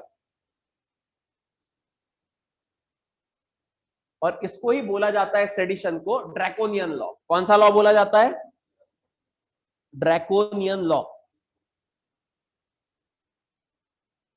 ठीक है, कौन सा लॉ बोला जाता है, ड्रैकोनियन लॉ। क्यों ड्रैकोनियन लॉ बोला जाता है इसको, because it stifle voice of dissent. किसको स्टिफल करता है, किसको रोकता है, वॉइस ऑफ डिसेंट को रोकता है। डिसेंट मतलब क्या, विरोध करना। ठीक है, जो भी सरकार का विरोध कर रहा है उसको रोकता है। कैसे, अगर उस पर सेडिशन केस लगवाया गया तो क्या हो जाएगा, वो जेल में चले जाएगा। सरकार के विरोध में बोलने वाला बचेगा क्या, नहीं बचेगा। ठीक है, समझा इतना, समझा। और फ्रीडम फाइटर्स जैसा बाल गंगाधर तिलक, फिर अपने महात्मा गांधी, इन पर भी क्या लगवाया गया था, सेडिशन केस लगवा के उनको भी जेल में डाला गया था, इवन नॉन कोऑपरेशन मूवमेंट के टाइम वगैरह। ठीक है, तो इतना समझा आपको। तो अभी भी क्या चल रहा है, अब ये बेसिकली इसको बोलते हैं कॉलोनियल लेगेसी। क्या बोलते हैं, फॉलोइंग कॉलोनियल लेगेसी। मतलब जो ब्रिटिश टाइम में जो लॉज थे आज भी हम लोग इस्तेमाल कर रहे हैं। अब वाकई में देखा जाए तो आज भारत आजाद है। अब भारत अगर आजाद है तो भाई ऐसे ऐसे कानून को जगह होनी चाहिए क्या, नहीं होनी चाहिए। बट प्रॉब्लम ऐसा है कि दोनों भी, जितने भी पॉलिटिकल पार्टी सत्ता में है, भले वो कांग्रेस रहने दो, बीजेपी रहने दो, कोई भी स्टेट गवर्नमेंट रहने दो, सब क्या करते हैं, उनके विरोधकों पे क्या लगवा देते हैं, सेडिशन लगवा देते हैं और उसको जेल में डाल देते हैं। ठीक है, तीसरा क्या है, sedition, contempt of court and branding anti national. भाई कोई भी अगर जर्नलिस्ट अगर रियलिटी दिखाने को जाता है, ठीक है, तो क्या लगवाया जाता है कि भैया एंटी नेशनल है, ये देश के विरोध में बोल रहा है। ठीक है, और आजकल तो नया ट्रेंड आ गया, पाकिस्तान चले जा। ठीक है, अगर आपको इंडिया में नहीं रह रहे तो कहां पे चले जाओ, पाकिस्तान में चले जाओ। तो ये भी एक ट्रेंड है। एंड तीसरा contempt of court. What is contempt of court, court का अवमान करना। अगर कोर्ट कोई डिसीजन देता है और वो डिसीजन अगर पब्लिक में या फिर गवर्नमेंट फॉलो नहीं करती है तो ऐसे केसेस को क्या बोला जाता है, कंटेम्प्ट ऑफ कोर्ट कहना। ठीक है, कंटेम्प्ट ऑफ कोर्ट को भी अलग अलग प्रकार रहते हैं, वो हम लोग अपकमिंग लेक्चर्स में देखेंगे। बट अभी के लिए इतना ध्यान में रखोगे, कंटेम्प्ट ऑफ कोर्ट मतलब क्या होता है, कोर्ट का अवमान करना या फिर कोर्ट का ऑर्डर न मानना। जैसा एग्जांपल कोई रिसेंटली दे सकता है, ये जहांगीरपुरी में डिमोलिशन चल रहा था, दिल्ली में जहांगीरपुरी में राइट्स हुए, उसके 2 दिन बाद सरकार ने क्या कर दिया, वहां पे म्युनिसिपल कॉर्पोरेशन ने क्या किया, सीधा बुलडोजर ला लिया और जो इलीगल कंस्ट्रक्शन है वो गिराने लगे। अब क्या कुछ लोग गए सुप्रीम कोर्ट में कि भाई ये गलत हो रहा है करके, इन्होंने नोटिस वगैरह देना चाहिए था, नोटिस वगैरह नहीं था। सुप्रीम कोर्ट ने क्या लगवा दिया, हॉल्ट लगवा दिया कि जो भी भाई आप बुलडोजर से तोड़ रहे हैं उसको क्या किया जाए, इमीडिएटली रोक दिया जाए। बराबर है, सुप्रीम कोर्ट ने बोला। कोर्ट का ऑर्डर आने के बावजूद भी काम रुका क्या, नहीं रुका, तोड़ना शुरू ही रखा उन्होंने 1-2 घंटे तक। मतलब क्या हुआ, कोर्ट का कंटेम्प्ट ऑफ कोर्ट हुआ। बराबर बात है, कोर्ट का अवमान हुआ ना भाई। अगर लोग कोर्ट का ही नहीं सुनेंगे तो अल्टीमेटली पूरी डेमोक्रेसी खतरे में आ जाएंगी। ठीक है, बिकॉज जो आपके पास में आखिरी सहारा है, अगर सरकार भी अगर आपके विरोध में जाती है तो आपको आखिरी सहारा कौन रहता है, कोर्ट ही रहता है। और अगर कोर्ट का ही नहीं सुनेंगे तो डेमोक्रेसी एग्जिस्ट करेंगे क्या, नहीं करेंगे। ठीक है, लास्ट क्या है, India is world's most dangerous country for media person. India को टैग लगाया कि इंडिया कैसी है, world's most dangerous country. Journalist are expose to all kinds of physical violence including police violence, ambushes by political activist and deadly reprisals by criminal groups और corrupt local official. मतलब क्या होता है, सरकार तो मार ही रही है, ठीक है, सरकार तो मार ही रही है, पुलिस फोर्सेस भी इन पर क्या करते हैं, अत्याचार करते हैं। फिर जो पॉलिटिकल पार्टीज वाले हैं, अगर किसी पॉलिटिकल पार्टीज के अपोजिशन में कुछ लिख दिया उसको भी खत्म किया जाता है, ठीक है। गुंडे लोगों का अलग से खतरा है। मतलब सबसे डेंजरस प्रोफेशन अगर कोई होगा आज के टाइम में तो कौन सा है, जर्नलिस्ट, ठीक है। It is not easy to report the things, ठीक है। इवन आप लोगों ने भी बहुत सारे ऐसे उदाहरण देखे कि कैसे कैसे सिचुएशन से जर्नलिस्ट क्या करते हैं, डेटा कलेक्ट करके लाके हमारे सामने ट्रुथ रखते हैं। समझ में आ रहा है, ठीक है। नेक्स्ट आते हैं, these are the kind of recent attacks on journalists। ये है जो तस्वीर है, this is from Madhya Pradesh. कहाँ की है ये, मध्य प्रदेश की है। मध्य प्रदेश में क्या हुआ, वहां की जो पुलिस अथॉरिटीज है उन्होंने पूरे एरिया के जर्नलिस्ट को बुलाया, क्योंकि क्या हुआ था कि एंटी पुलिस आर्टिकल इन सब ने क्या किया था, अपने अपने प्रेस में पब्लिश कर दिया था। तो उन सबको पुलिस थाने में बुलाया गया, उनको नंगा करवाया गया और नंगे करवा के उनका जुलूस निकाला गया। बराबर बात है। और ये वही तस्वीर है, the real photo is also available on the net. मतलब क्या हो रहा है, बेसिकली फिजिकल वायलेंस हो रहा है, ठीक है। इनको मारा गया, पीटा गया। किसने मारा पीटा, पुलिस ने मारा। अब पुलिस ने खुद के बेसिस पे भी क्या होगा, या फिर जो पॉलिटिकल बॉसेस है, जो सरकार है, अधिकारी है, उन्होंने भी बताया होगा कि भाई इन लोगों को तलब करो और इनको दिखाओ इनका कि भाई ऐसे कैसे रिपोर्ट किया। दूसरा, ये जो जर्नलिस्ट है, UP journalist book for mid day meal expose, इनका भी डेथ हो गया। दो या 3 दिन पहले डेथ हुआ है, मुझे नाम याद आ रहा है। But he expose the mid day meal scam in Uttar Pradesh. Uttar Pradesh के एक स्कूल में चले गए। अब मिड डे मील मतलब क्या, माध्यान्ह भोजन, ठीक है। हर एक को खाना मिलना प्रोवाइड किया जाता है स्कूलों में। तो एक स्कूल में तो ऐसा हुआ कि वहां पे बच्चों को रोटी के साथ में ये सॉल्ट दिया गया। रोटी के साथ क्या दिया गया, सॉल्ट दिया गया, और बच्चों को खाना पड़ा। तो ये उसी टाइम पे ये गया और उसने रिपोर्ट किया, और इसी पे क्या क्या लगवा दिया, सेडिशन का केस लगवा दिया।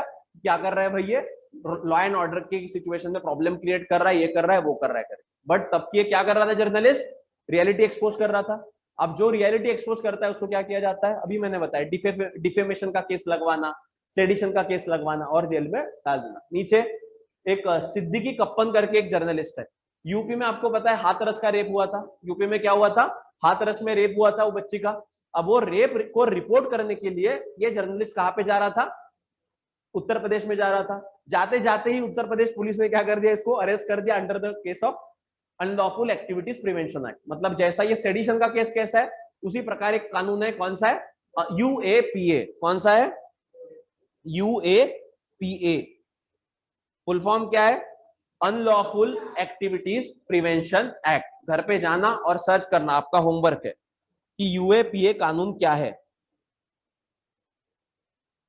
और ये तो कुछ चुनिंदा एग्जांपल्स है, ऐसे बहुत सारे एग्जांपल्स आपको मिलेंगे कि जहां पे क्या क्या हुआ है, जर्नलिस्ट पे क्या होता है, फिजिकल वायलेंस होता है, उनको डराया जाता है, धमकाया जाता है, मारपीट किया जाता है और अल्टीमेटली खत्म किया जाता है। तीसरा जो न्यूज है दैट इज शिगेला। कौन सा, शिगेला बैक्टीरिया। कौन सा बैक्टीरिया, शिगेला। पढ़ा के किसी ने, नहीं पढ़ा। न्यूज़पेपर पढ़ रहे हो क्या, नहीं पढ़ रहे हो। देखो बेटा, अभी टाइम है आपके पास में न्यूज़पेपर पढ़ने का। जो चीजें बता रहा हूं ये काम की है, अगर नहीं पढ़ोगे तो समझेगा क्या, नहीं समझेगा। ये शिगेला बैक्टीरिया आउटब्रेक हुआ है केरला में। एक न्यूज तो सुना होगा कि केरला में एक लड़की, 16 साल की लड़की, शावरमा खाया उसने, शावरमा खाने के बाद उसकी डेथ हो गई बिकॉज ऑफ फूड पॉइजन। किसके कारण हुई, फूड पॉइजन। उसकी तबियत खराब हुई ऐसी बात नहीं थी, उसके साथ बाकी के जो 30 लोग थे जो वो इटरी से खा रहे थे, फूड जॉइंट से खा रहे थे, उनका भी क्या हुआ, तबियत खराब हो गया because of what, food poisoning. Food poisoning because of which bacteria, Shigella bacteria. और ये पहला, मतलब रिसेंट टाइम में तो पहला केस ऐसा सामने आया है कि जिसमें फूड पॉइजनिंग के कारण क्या हुआ है, डेथ हुआ है। ठीक है, तो ऑब्वियस बात है, ये सवाल हमारे लिए इंपॉर्टेंट है from the perspective of science and technology. और ये पूछा जा सकता है कि भाई शिगेला बैक्टीरिया क्या है। तो लिखते हैं, shigella is a bacterium that belongs to the enterobacter family. कौन से फैमिली को बिलोंग करता है, एंट्रोबैक्टर। आपका होमवर्क क्या है कि ये एंट्रोबैक्टर फैमिली क्या है। Next, a group of bacteria that reside in the intestine, not all of which cause disease in humans. मतलब आपको अगर आपने बायोलॉजी पढ़ा होगा 10वीं तक अच्छे से, तो एक बात तो आपको पता होगी कि हमारी बॉडी में अलग अलग प्रकार के बैक्टीरियाज रहते हैं, ठीक है। Some bacterias are good for our health and some bacterias are bad for our, ठीक है। तो उसी प्रकार ये शिगेला बैक्टीरिया जो है इसके भी अलग अलग प्रकार है, ठीक है। इसके कुल मिला के 4 प्रकार है। ये 4 प्रकार में से 3 प्रकार हमारे बॉडी को हार्म नहीं करते, बट जो चौथा प्रकार है वो हमारे बॉडी को क्या करता है, हार्म करता है। अब कैसे हार्म करता है, हमारे इंटेस्टाइन को अफेक्ट करके, हमारे इंटेस्टाइन को इन्फेक्ट करके। अब इंटेस्टाइन को अगर हमारे इन्फेक्ट किया तो क्या होता है, हमको क्या लगती है, लूज मोशन लगती है। कौन सी मोशन लगती है, लूज मोशन की, जिसमें हमारा बाउल मूवमेंट जो रहता है वो इरेगुलर बन जाता है, ठीक है। और ऐसे कंडीशन में हमारे बॉडी से फ्लूइड बहुत जल्दी निकलने लगते हैं, ठीक है। WHO ORS पता है ना, ठीक है। लूज मोशन लगी तो क्या बोलता है डॉक्टर, ORS पियो। क्या है ORS, क्या है ORS? अबे भाई मैं तुझे पूछूंगा कोकेन क्या है, कोकेन पाउडर है, ठीक है। क्या है ORS? Online oral rehydration solution. क्या है, oral rehydration solution. Very good Chetna, बेटा क्रिएटिव बनो, क्रिएटिव बनो। ये ऐसे क्या प्रवचन नहीं चल रहा है बाबा का कि आप आके बैठ गए। जो भी चीज आपको नहीं पता चलती, your work is to just go on net and search, और सर्च करके वो नहीं पता है तो लिख के रखो। अगर आपको लगेगा कि नहीं यार मेरा उतना मेंटल कैपेबिलिटी है, मैं याद करके रख सकता हूं, then mug up the things, but don't do such kind of an mistake कि जहां पे भाई हमको पता है तो भी नहीं आ रहा है, ठीक है। So it mainly affects the intestine and result in diarrhoea, sometimes bloody, stomach pain and fever. मतलब इसके सिम्टम्स क्या है, एक तो भाई डायरिया होता है। देखो लूज मोशन और डायरिया में जमीन आसमान का फर्क, समझ में आ रहा है, लूज मोशन और डायरिया में जमीन आसमान का फर्क है। और उसमें भी loose motion and irregular bowel movement. Bowel movement मतलब क्या, एक्सक्रीशन जो हम लोग करते हैं, जैसा नॉर्मल टाइम में होता है कि 2 बार 3 बार आप दिन का जाते हो, कुछ प्रॉब्लम नहीं है। बट अगर 3 का 5 हो जाता है तो that is irregular bowel movement, जो नॉर्मली होता है। बट अगर 5 का 10 हो गया तो दैट इज लूज मोशन, और 10 का अगर 20 हो रहा है तो दैट इज डायरिया। मतलब diarrhoea is a severe form of a loose motion. आप देखना, अब डॉक्टर के पास जाके कुछ कुछ बच्चे होशियारी मारते हैं कि सर मुझे डायरिया हुआ। डायरिया हुआ तो होता है क्या किसी को, डायरिया हुआ तो आप बैठ भी नहीं सकते हो, ये ध्यान में रखना, ठीक है। सो ये जो शिगेला बैक्टीरिया है किसको अफेक्ट करता है, इंटेस्टाइन को अफेक्ट करता है एंड रिजल्ट्स इन डायरिया। उसके साथ में ब्लड भी निकलता है आपके स्टूल से and stomach pain and fever. अब हाउ इट स्प्रेड्स, कैसे स्प्रेड होता है, it is a water borne. Mainly क्या है, वाटर एंड फूड बोर्न पे रहता है। मतलब वाटर, गंदा पानी और गंदा खाना खाने से क्या होता है, ये शिगेला बैक्टीरिया आपके अंदर में एंटर कर सकता है। फॉर एग्जांपल अभी जो केरला का जो एग्जांपल है, जिस बच्ची का डेथ हुआ है, वो बच्ची ने क्या खाया, शवारमा खाया। अब शवारमा क्या है, ओपन फूड है, स्ट्रीट फूड है, उसमें वो था, उसके अंदर चला गया। वही है, it is a food and water borne infection and can happen when someone consumes contaminated food, like in the case of Kerala, unwashed fruit or vegetables. The disease easily spreads by a direct or indirect contact with the excrement of the patient. मतलब मान लीजिए अगर मुझे Shigella है और मैं खास रहा हूं, या फिर मैं मेरे कुछ भी एक्सक्रीटरी प्रोडक्ट अगर आप कोई भी अगर टच में आता है, तो you can get a shigella bacteria from a infected person, ठीक है। You can get the infection if you swim or take a bath in a contaminated water. अगर वो पानी भी खराब है और पानी में भी अगर शिगेला बैक्टीरिया रहता है तो आपको क्या हो सकता है, इन्फेक्शन हो सकता है। There are 4 types of shigella bacteria. कौन से हैं, shigella sonnei, shigella flexneri, shigella boydii and shigella dysenteriae. अब इसमें का सबसे हार्मफुल कौन सा है, ये चौथा वाला। अब ये नाम नहीं भी याद रहे तो भी चलेगा, बट ध्यान में क्या रखना कि उसके 4 टाइप है, 4 में से सिर्फ एक बार पढ़ लेना, दिमाग में बैठ जाता है। चौथा वाला कौन सा है जो हार्मफुल है, that is shigella dysenteriae. The fourth type causes the most severe disease because of the toxin it produces. अब आपने पूछना चाहिए कि सर फूड पॉइजन तो इतना हानिकारक तो नहीं होता है, बहुत लोगों को फूड पॉइजनिंग होता है, इवन मुझे भी 2 दिन पहले हुआ, ठीक है। आप लोगों में से बहुत बार अगर हम लोग कुछ गंदा खा लेते हैं या फिर कुछ अनहाइजेनिक लोकेशन पे खाते हैं तो क्या हो जाता है, फूड पॉइजनिंग हो जाता है। अब ये फूड पॉइजनिंग से इंसान क्या मरता है क्या, नहीं, बट इस केस में कैसे मरा। अब क्या हुआ, वो बच्ची का जो डॉक्टर ने पोस्टमार्टम रिपोर्ट बताया उसमें ऐसा हुआ कि that girl was infected was a shigella bacteria. अब शिगेला बैक्टीरिया किसको इन्फेक्ट करता है, इंटेस्टाइन को इन्फेक्ट करता है। इंटेस्टाइन को इन्फेक्ट तो किया तो उसके कारण क्या बॉडी में क्या प्रोड्यूस हुए, टॉक्सिन्स प्रोड्यूस हुए। अब वो लड़के का काम क्या था कि भाई डॉक्टर को अप्रोच करे या फिर हॉस्पिटलाइज हो जाए। उसने डॉक्टर को अप्रोच किया क्या, नहीं किया, बहुत लेट किया। तब तक क्या हुआ था कि उसके बॉडी में टॉक्सिन्स पैदा हुए थे, और ये जो टॉक्सिन्स पैदा होते हैं ये किसको इन्फेक्ट करते हैं, हमारे जो बाली हेल्दी ऑर्गन्स है इनको क्या करते हैं, इन्फेक्ट करते हैं। और एक बार अगर हेल्दी ऑर्गन्स इन्फेक्ट हो गए तो it is very hard to recover. ठीक है, ऑलमोस्ट 99.99 केसेस में इंसान मरता नहीं है। ठीक है, तो ऐसा डरने की बात नहीं है, आप इट इज रिकवरेबल। सिर्फ आपको क्या करना है, अगर सिम्टम्स दिखते हैं तो इमीडिएटली डॉक्टर को अप्रोच करना है। हम लोग होशियारी क्या मारते हैं, सेल्फ मेडिकेशन। क्या मारते हैं, self medication. What is self medication, doctor के पास नहीं जाते हुए फार्मेसी वाले के पास जाएंगे, बोलेंगे भैया ऐसा ऐसा हुआ है, 2 गोली दे, खत्म तो ठीक है, अगर नहीं खत्म तो फिर से 2 गोली लेंगे। बराबर बात है, इसको क्या बोलते हैं, सेल्फ मेडिकेशन। ठीक है, ये गलत है, बट सेल्फ मेडिकेशन नहीं करना चाहिए, क्योंकि उससे क्या होता है, हाँ क्या रॉन्ग टैबलेट खाने से क्या होता है, भगवान बुरा मान जाएंगे। हाँ क्या, वो तो ठीक है, कॉमन है, उसको क्या बोलते हैं, सेल्फ मेडिकेशन क्यों नहीं करना चाहिए, क्यों अपने मन मर्जी लायक गोलियां क्यों नहीं खानी चाहिए, क्या लगता है आपको, ऑनलाइन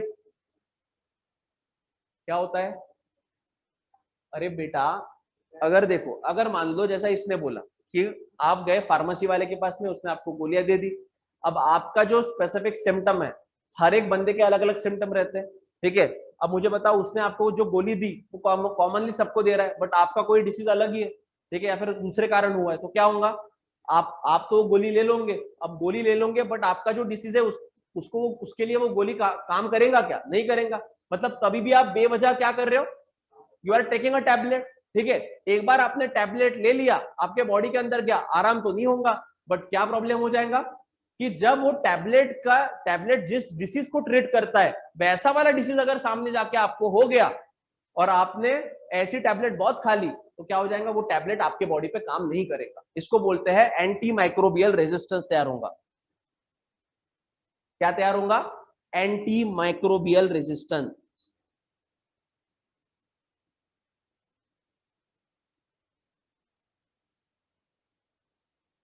क्या तैयार होता है, एंटी माइक्रोबियल रेजिस्टेंस। मतलब जो दवाइयां आप खाते हो, वो दवाइयां जब आपके बॉडी में काम नहीं करती है, वो किसके कारण काम नहीं करती है, बिकॉज आपके बॉडी ने क्या कर दिया, develop anti microbial resistance develop किया है। और ये एक बार रेजिस्टेंस बॉडी में बन गया, इसका मतलब दवाइयां आप पे काम नहीं करेंगी। होता है ना बहुत बार अपने साथ भी। अब WHO ने सबसे बड़ा जो बीमारी बताई है आगे आने वाले समय में, वो ये वाली बताई कि लोग बेवजह जो सेल्फ मेडिकेशन करते हैं, उसके कारण क्या हो रहा है, ये एंटी माइक्रोबियल रेजिस्टेंस बढ़ते जा रहा है। और अगर ये बढ़ा तो आने वाले समय में जो दवाइयां अवेलेबल है, वो दवाइयां भी हम पे काम नहीं करेंगी। ठीक है,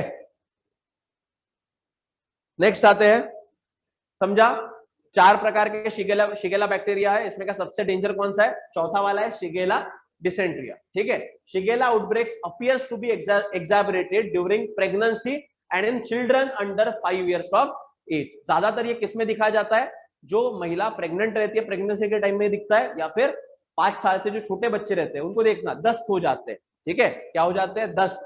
ठीक है, वो दस्त मतलब बेसिकली डायरिया रहता है कि बच्चा एक बार एक्सक्रीशन को लग गया तो पूरा वाटरी जो उसके बाउल मूवमेंट रहते हैं, पूरा पानी उसके बॉडी से निकलने को शुरू हो जाता है। इसीलिए उस टाइम पे डॉक्टर क्या बोलता है, क्या पिलाओ, WHO ORS पिलाओ। क्या है ORS का full form, oral rehydration solution. ठीक है, in children of fire and in those with a weakened immune system, मतलब जिनकी इम्यून सिस्टम बहुत ही ज्यादा वीक है, उन पर भी क्या ये शिगेला का प्रॉब्लम होता है।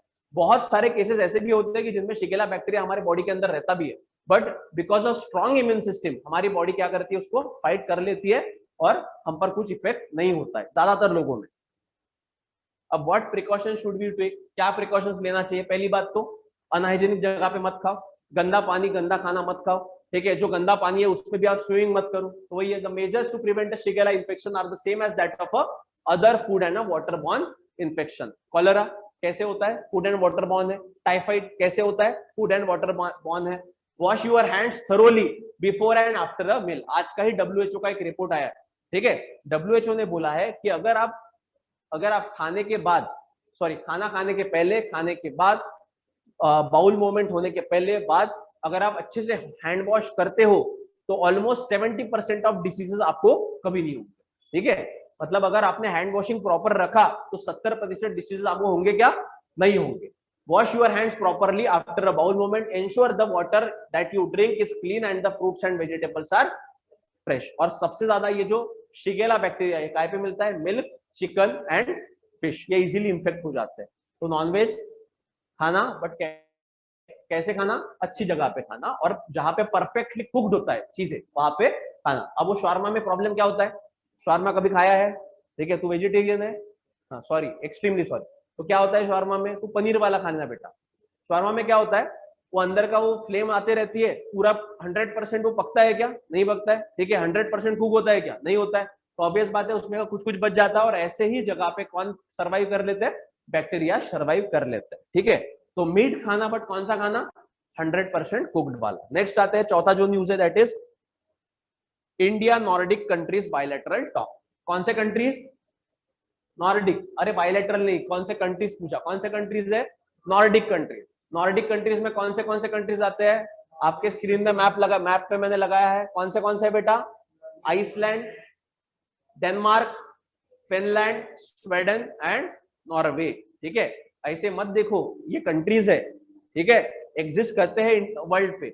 और यहाँ पे अभी हमने हमारे हमारे कौन से, हमारे प्राइम मिनिस्टर ने क्या किया, विजिट किया, और इन कंट्रीज के जो भी लीडर्स है उनके साथ में एक समिट लेवल मीटिंग की। कौन सी लेवल की मीटिंग की, समिट लेवल की। ये समिट लेवल की मीटिंग क्या होती है बेटा, अरे क्या होता है समिट लेवल का मीटिंग, हाँ, 1-on-1 मीटिंग, मतलब इंडिया के साथ में अगर कोई सामने वाले कंट्री का लीडर, ये दोनों मिलके अगर मीटिंग कर रहे हैं, और साल में एक बार इनका अगर मीटिंग होता है, तो इसको कौन सी मीटिंग कहते हैं, समिट लेवल मीटिंग। कौन सी मीटिंग कहते हैं, समिट लेवल मीटिंग,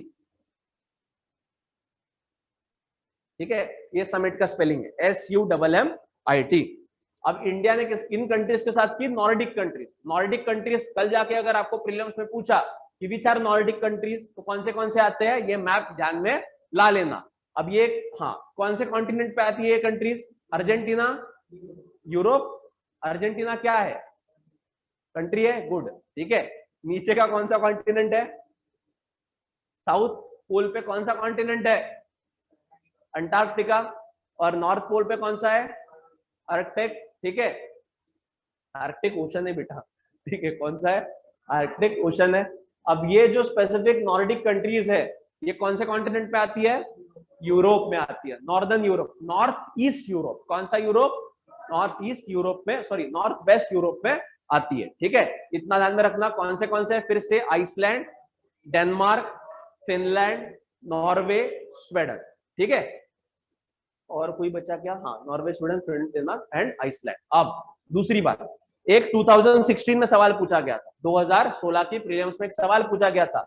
उस टाइम पे हमारे prime minister Modi ji central Asian countries के दौरे पे गए थे। कहां पे दौरा किया था हमारे मोदी जी ने, सेंट्रल एशियन कंट्रीज, मतलब कजाकिस्तान, तुर्कमेनिस्तान वगैरह, वहां पे गए थे।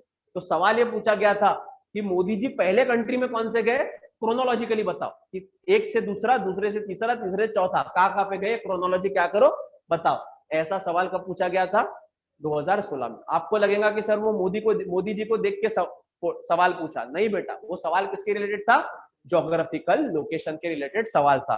तो ऑब्वियस बात है, अभी मोदी जी कहां पे, मोदी जी का 3 दिन का यूरोप का दौरा था, ठीक है, 2022 में पहली बार गए। पहले कहां पे गए, जर्मनी में गए, जर्मनी से कहां पे गए, डेनमार्क में गए, और डेनमार्क में ये कौन सा समिट किया, India Nordic countries bilateral summit किया। ये दूसरी बार हो रहा है, कितनी बार हो रहा है, दूसरी बार। पहली बार कब हुआ था, 2018 में हुआ था। नॉर्डिक कंट्रीज मतलब कौन से, Iceland, Denmark, Norway, Sweden, Finland, ठीक है। इन कंट्रीज को मिलके क्या बोलते हैं, नॉर्डिक कंट्रीज। इसमें भी स्कैंडिनेवियन कंट्रीज कौन से होते हैं, नहीं रे बेटा, फिनलैंड नहीं, स्कैंडिनेवियन कंट्रीज पता है आपको, पहली बार सुन रहे हैं, ठीक है। Scandinavian, this peninsula is known as a Scandinavian peninsula. क्या बोलते हैं इसको, स्कैंडिनेवियन पेनिनसुला। जैसा इंडिया का मैप पता है बेटा, इंडिया का मैप पता है, इंडिया का जो सदर्न इंडिया है उसके पूरे अराउंड क्या है, पानी है, ठीक है। एक साइड में आता है अरेबियन सी, दूसरे साइड में आता है बे ऑफ बंगाल, और नीचे में आता है इंडियन ओशन, ठीक है।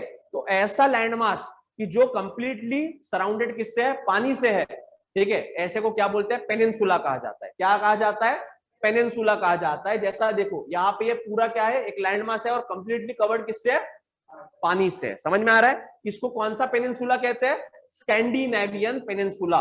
और इस पेनिनसुला में जो कंट्रीज है उनको बोला जाता है स्कैंडिनेवियन कंट्रीज। तो कौन से 3 कंट्रीज को ही स्कैंडिनेवियन कंट्रीज में माना जाता है। एक आता है स्वीडन, दूसरा आता है नॉर्वे और तीसरा आता है डेनमार्क। ठीक है, फिनलैंड को अभी तक ऑफिशियली इंक्लूड नहीं किया इसमें। ठीक है, तो ये 3 कंट्रीज को, बिकॉज स्कैंडिनेवियन पेनिनसुला का एक्सटेंशन डेनमार्क है, ऐसा माना जाता है। तो 3 कंट्रीज ऑफिशियली क्या बोला जाता है, उनको स्कैंडिनेवियन कंट्रीज बोला जाता है। कौन से, स्वीडन, नॉर्वे एंड डेनमार्क। और इसमें अभी गुजारिश हो रही है कि जो फिनलैंड है उसको भी क्या किया जाए, इंक्लूड किया जाए। बट अभी तक कितने कंट्रीज है, 3 ही कंट्रीज को स्कैंडिनेवियन कंट्रीज बोला जाता है। और नॉर्डिक कंट्रीज कौन से है, ये जो 5। अब इनके कैपिटल ध्यान में रखो, आइसलैंड का कौन सा है, रेजविक। ठीक है, दूसरा नॉर्वे का कौन सा कैपिटल है, ओस्लो। ठीक है, ओस्लो। ठीक है, डेनमार्क का कौन सा है, कोपेनहेगन। स्वीडन का कौन सा है, स्टॉकहोम। और फिनलैंड का कौन सा है, हेलसिंकी। ठीक है, ध्यान में रहेगा, घर पे जाके एक बार पढ़ लेना, ध्यान में रखना, मैप निकाल के देखना। नेक्स्ट आता है, यहाँ पे देखो मैप में, ये जो बीच का समुद्र है इसको बोलते हैं बाल्टिक सी। इसको क्या बोलते हैं, बाल्टिक सी। तो आपका होमवर्क, बाल्टिक कंट्रीज कौन से, बाल्टिक कंट्रीज कौन से है आपको निकालना है। घर पे जाके मैप निकालना और उसमें से ढूंढ लेना बाल्टिक कंट्रीज कौन सा है, ये बाल्टिक सी है। नेक्स्ट क्या, घर पे जाके फिर से होमवर्क करना, फिर से देखना। हाँ, ये दूसरा सी यहाँ पे आता है, कौन सा, ये नॉर्थ सी। कौन सा सी है, नॉर्थ सी। ये नॉर्थ सी के नीचे कौन आता है, यूनाइटेड किंगडम। ठीक है, अब ये नॉर्थ सी में एक ऑयल मिलता है, जैसा अभी ये कौन सा ऑयल, क्रूड ऑयल। कौन सा ऑयल मिलता है, क्रूड ऑयल। उसका नाम क्या है, उसका नाम क्या है, ब्रेंट क्रूड। कौन सा क्रूड, ब्रेंट क्रूड। लिखो, चेहरा मत देखो, लिखो ब्रेंट क्रूड। यहाँ पे जो ऑयल मिलता है उसका नाम है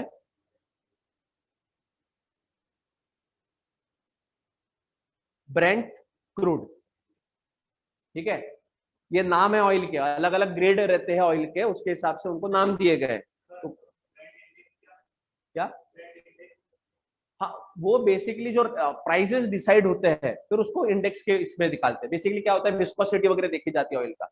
मैं बताऊंगा, धीरे धीरे आएंगे अपन ऑयल पे। जब खेलेंगे तो ऑयल अपना वेस्ट एशिया वाला भी ऑयल देखना पड़ेगा अपने को। ठीक है, इवन अमेरिका भी एक ऑयल पब्लिश ये निकालता है, उसका भी एक रहता है। ठीक है, अब क्या हुआ, at the meeting a discussion was made regarding ways to further deepen bilateral ties and views were exchange on regional and global development. पहली बात तो देखा जाए तो ये समिट इसलिए इंपॉर्टेंट है कि 2 सबसे बड़े ग्लोबल इवेंट्स हुए हैं। कौन सा, पहली तो बात कोरोना हुआ। ठीक है, 2 साल से तो कोरोना चल रहा है। दूसरी बात, यूक्रेन और रशिया का वॉर चल रहा है। और ये यूक्रेन और रशिया के वॉर में क्या हो रहा है, ये यूरोपियन कंट्रीज भी इन्वॉल्व हो गए। क्यों इन्वॉल्व हो गए, because Europe is one of the largest buyer of Russian gas in the world. ठीक है, यूरोप का डिपेंडेंस किस पे, रशिया पे है। ठीक है, और अगर यूरोप अगर गैस खरीदना रशिया से बंद कर देता है तो यूरोप सर्वाइव कर पाएगा क्या, नहीं कर पाएगा। ठीक है, क्यों, क्योंकि यूरोप में ठंड गिरती है बेटा, और वो ठंडी से बचने के लिए उनको क्या चाहिए, गैस चाहिए। और गैस सस्ती होती है as compared to crude oil. समझ में आ रहा है।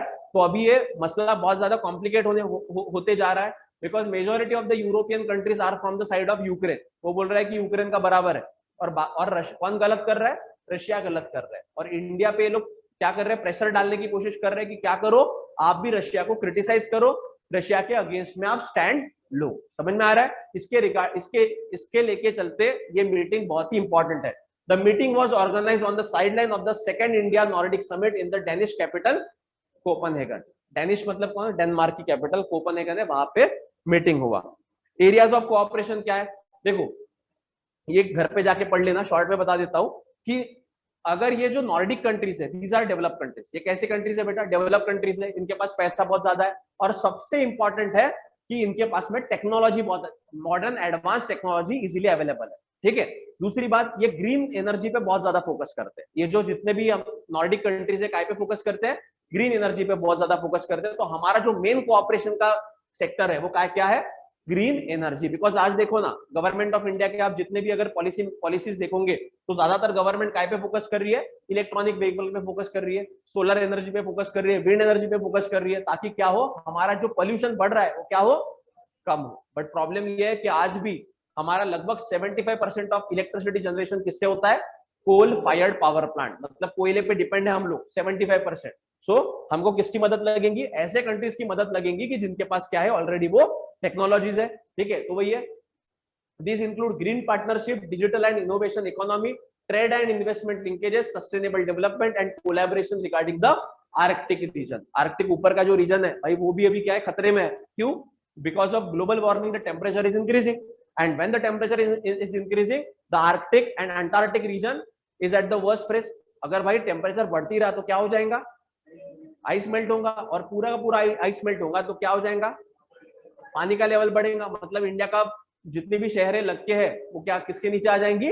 पानी के नीचे आ जाएंगी। तो भाई है, ठीक है। Apart from the United state, India is the only country with which the Nordic countries have summit level meeting. मतलब इनकी जो समिट लेवल की मीटिंग होती है, वन ऑन वन मीटिंग होती है, वो सिर्फ अमेरिका और इंडिया के साथ होती है, बाकी किसी कंट्री के साथ है क्या? नहीं है। तो ये भी पूछा जा सकता है कि भाई ये समिट लेवल की मीटिंग किसके साथ करते हैं? तो सिर्फ यूनाइटेड स्टेट्स एंड इंडिया। समझा इतना? नेक्स्ट आते हैं व्हाइट फूड पे। किस पे आते हैं? White food. व्हाइट फूड मतलब कौन सा फूड? ऐसा खाना कि जो कैसा दिखता है? व्हाइट। Any example?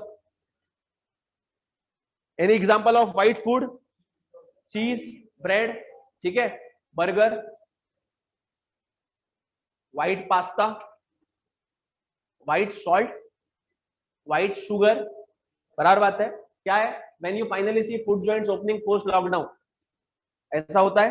हुआ बेटा। बहुत सारे लोग, आज देखो आजकल आप रास्ते पर जा रहे हो, फूड जॉइंट्स देखो बहुत ज्यादा गर्दी रहती है, ठीक है। अगेन, बट ये जो भी फूड, फास्ट फूड के स्टॉल्स है, they are very harmful for our body, ठीक है। कैसे हार्मफुल है वो देखते हैं। अब ये जो खाना रहता है बेटा, what is white food? White food generally refers to a food that are white in colour and that have been processed and refined. That have been processed and refined like flour. हमारा आटा भी आटा भी एक प्रकार का क्या है? एकदम अगर ज्यादा कंजम्पशन करोगे तो दैट इज ऑल्सो हार्मफुल बेटा, बिकॉज आटे में क्या रहता है? ग्लूटेन रहता है। क्या रहता है? ग्लूटेन। और अगर ग्लूटेन का प्रमाण बॉडी में ज्यादा बढ़ गया तो अगेन इट इज हार्मफुल, ठीक है। राइस, ठीक है, राइस भी हार्मफुल है। आप लोग बोलेंगे कि सर हमारे खाने में तो ज्यादातर क्या आता है? गेहूं और राइस। आपने किसी ने ये युवाल नोहारी का किताब पढ़ा है, होमो सैपियंस का? Yuval नोहारी bye Homo sapiens bye Yuval नोहारी। नहीं पढ़ा होगा तो पढ़ लेना, ये किताब का नाम है होमो सेपियंस बाय युवाल नोहारी, ठीक है। इसने इसके किताब में डायरेक्टली बताया है कि हमारा जो ट्रेडिशनल डाइट है, जैसा आज के टाइम में आपको लग रहा होगा कि हमारा ट्रेडिशनल डाइट ज्यादातर क्या हो गया है कि आप दुनिया में कहां पे भी जाओ, ज्यादातर लोग क्या खाते हैं? एक तो गेहूं, नहीं तो फिर चावल खाते हैं, ठीक है। बट ये हमारा ट्रेडिशनल डाइट नहीं है, और हमारी human body is not suitable for the consumption of a wheat and rice, ठीक है। तो हमारा ट्रेडिशनल डाइट क्या है? जो कोर्स ग्रेन है, ज्वार, बाजरा, जो अभी हमारे खाने में जिनका प्रमाण बहुत ही कम हो चुका है, basically this is our traditional diet, और वो हमने खाना चाहिए। बराबर बात है, ठीक है। बट क्या हो रहा है? हम इंस्टेड ऑफ दैट क्या खा रहे हैं? राइस और व्हीट ज्यादा खा रहे हैं, और हमारा वजन भी बढ़ रहा है, ओबेसिटी बढ़ रही है, अलग अलग हेल्थ प्रॉब्लम्स भी बढ़ते जा रहे हैं। फ्लोर, राइस, पास्ता, व्हाइट रहता है pasta. Again bread, crackers, serial and simple sugars like table sugar and high fructose corn syrup, ये सब क्या है? This all comes under a white food. White bread, white pasta, white rice, white sugar, salt, white potatoes, animal based fats, ये सब क्या में आएगा? White food में आएगा। अब ये क्या होता है? दो प्रकार के कार्बोहाइड्रेट्स रहते हैं, one is good carbohydrate, another is a bad carbohydrate. अब ये बैड कार्बोहाइड्रेट क्या करते हैं? It leads to the obesity, मतलब एब्डोमेन में हमारे क्या जमा हो जाता है? फैट जमा हो जाता है। अगर ये एब्डोमेन में फैट जमा हो गया तो again it leads to the different kind of diseases like diabetes या फिर हार्ट डिसीज। इनको बोला जाता है नॉन कम्युनिकेबल डिसीजेस। ये हार्ट डिसीज, डायबिटीज, इनको क्या बोला जाता है? Non communicable diseases. और आज के टाइम में इंडिया की या फिर पूरे दुनिया की अगर बात करें तो ज्यादातर जो डिसीजेस हो रहे हैं वो कौन से डिसीजेस है?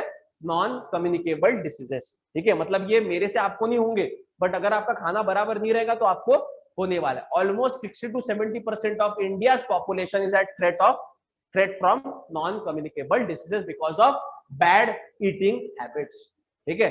आप लोग जाते हो कैफे में, कैफे में जाते हैं, हम लोग क्या मंगाते हैं? फ्रेंच फ्राइज मंगाते हैं। एक नंबर का घटिया आइटम है हमारे बॉडी के लिए, ठीक है, आपको लगता होगा बहुत अच्छा है सर, इवन और उसमें भी ये हमारे लोकल कैफे वाले तो अपना वाला ही तो पोटैटो यूज करते हैं। जो मैगडी वगैरह में रहता है, मैगडी या फिर जो भी बड़े बड़े चेन्स है, कॉर्पोरेट चेन्स है, मैगडी हो गया, अपना डोमिनोज हो गया, ये लोग जो पोटैटो इस्तेमाल करते हैं वो पोटैटो रहता है अमेरिका का, ठीक है। और ऐसा उसमें पाया गया है डब्ल्यूएचओ की तरफ से कि उसमें कार्सिनोजेनिक एलिमेंट्स रहते हैं। कैसे एलिमेंट्स रहते हैं? कार्सिनोजेनिक, मतलब अगर वो फ्रेंच फ्राइज उस पोटैटो से बना हुआ अगर फ्रेंच फ्राइज खाएंगे तो क्या हो सकता है?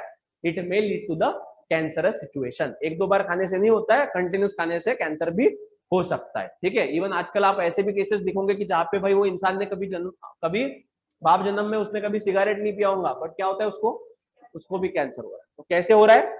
खाने से हो रहा है। आपने आमिर खान का एक प्रोग्राम आता था सत्यमेव जयते, देखते थे आप? नहीं देखते होंगे तो एक आध एपिसोड लगा के देख लेना यूट्यूब पे।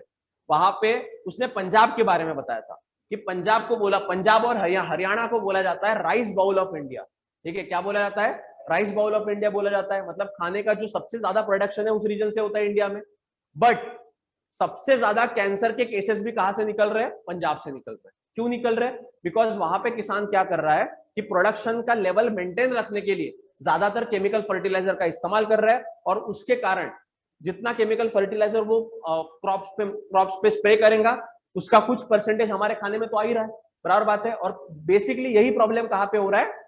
पंजाब में दिखाई दे रहा है। इवन वहां पे तो हालात इतने खराब है, अब वो तो सत्यमेव जयते का प्रोग्राम तो 2010-11-12 का था, बट आज की भी टाइम अगर देखे तो वहां पे कैंसर स्पेशल ट्रेन चलती है, जिसको कैंसर ट्रेन का ही नाम है, कि जो पंजाब से लेके राजस्थान में जाती है। और उस स्पेसिफिक ट्रेन में जो भी पेशेंट रहते हैं वो किसके रहते हैं? कैंसर के रहते हैं। समझ में आ रहा है? इतना भयंकर प्रॉब्लम है। नेक्स्ट आते हैं। अब negative impact of white food क्या है? High intake of fast food, croissants. Croissants क्या होता है? वो ये फ्रेंच आइटम है, अपना पाव रहता है ना, पाव नहीं, अपना ये क्या बोलते हैं उसको, बर्गर सामान ही दिखता है। बर्गर मतलब पफ सामान दिखता है, ठीक है, बट थोड़ा इसमें बटर वगैरह लगा के रहता है। White bread and cheese was inversely associated with a poor glycaemic control. ये ग्लाइकेमिक कंट्रोल किसके लिए आवश्यक है? डायबिटीज के लिए। अगर आपका प्रॉपर ग्लाइकेमिक कंट्रोल नहीं होता है तो it may lead to the diabetic situation. तो ऑब्वियस बात है ये खाना अच्छी बात है क्या? नहीं है। Second, sugars were directly associated with greater risk of oesophageal adenocarcinoma, small intestine cancer and pleural cancer. मतलब जितना ज्यादा शुगर खाओगे उससे भी कैंसर हो सकता है। तीसरा, white table salt is essential to health but it produces negative health outcomes such as high BP, ठीक है, chronic kidney disease and osteoporosis when consumed in excess. What is osteoporosis? अपने जो ये रहते हैं बोन्स रहते हैं ना, वो बोन्स वीक हो जाते हैं। मतलब क्या, आजकल आप देखोगे कि बात मराठी में बात का प्रॉब्लम बोलते हैं क्या, कि इनमें बच्चा रहता है 20-25 साल का, बच्चे को बोन्स का ही प्रॉब्लम होने लगता है, किसी का ये बैक पेन होता है, ये होता है। ये किसके कारण हो रहा है? Because of over consumption of table salt, ठीक है। और उसमें कौन सा डिसीज है? वो ऑस्टियोपोरोसिस। पहले के जमाने में ये डिसीज 50-60 साल हो गए तब होता था, बट अभी कब हो रहा है? अभी 25-30 साल के। आजकल तो 20-25 साल के बच्चों को हार्ट अटैक भी आ रहे हैं, ठीक है, मर रहे बच्चे, ठीक है। अब ये किसके कारण है? Because of our bad eating habit. हमारा जो लाइफस्टाइल डिसीज है वो ज्यादा बढ़ चुके हैं। हेल्दी व्हाइट फूड कौन से? ऐसी बात नहीं कि पूरे के पूरे व्हाइट फूड खराब है करके, there are some healthy white foods also. कौन से है?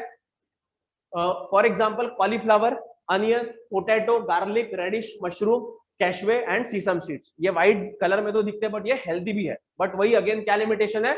You should eat it in a proper quantity, ठीक है। How to avoid it then?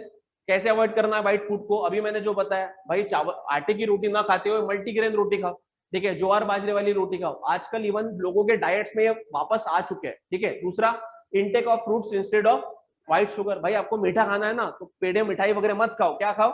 Fruits खाओ। तीसरा, salts can be replace with the herbs and spices, ठीक है, समझाइए। नेक्स्ट आते हैं, एक डिसीज का नाम है, क्या नाम है इसका? पीटर पैन सिंड्रोम, ठीक है। क्या होता है Peter pan syndrome? When one never grows up और टेक्स रिस्पॉन्सिबिलिटी। एक 2021 का न्यूज है, 21 का केस था। एक 23 साल के बच्चे पर सेक्सुअल हैरेसमेंट के केस लगाया गया था, ठीक है। अब वो सेक्सुअल हैरेसमेंट का केस इसीलिए लगाया गया था कि that 23-year-old was having a relationship with a 14 और 15-year-old गर्ल, ठीक है। बट जो रिलेशनशिप था दैट वाज कंसेंशुअल। कंसेंशुअल मतलब क्या? दोनों का भी सम्मति था। अब उस केस में जो केस लगाया गया तो कोर्ट ने वो जो बच्चा था, वो लड़का जो था 23 साल का, उसको छोड़ दिया गया था, उसको बेल दी गई थी। बेल देने का कारण क्या था कि अभी तक वो मैच्योर नहीं हुआ है। अब मैच्योर क्यों नहीं हुआ? क्योंकि that specific person was suffering from a Peter pan syndrome. अब ये पीटर पैन सिंड्रोम क्या है, पहले इसका हिस्ट्री देख लेते हैं। पीटर पैन नाम का एक कार्टून है, ठीक है, पीटर पैन का नाम का एक कार्टून है। ये बच्चा जो रहता है बहुत ही शैतान रहता है, कितना ही बड़ा हो गया ये रिस्पॉन्सिबिलिटी लेता नहीं है। Peter Pan is a fictional character created by a Scottish novelist James Matthew Barrie in early 1900।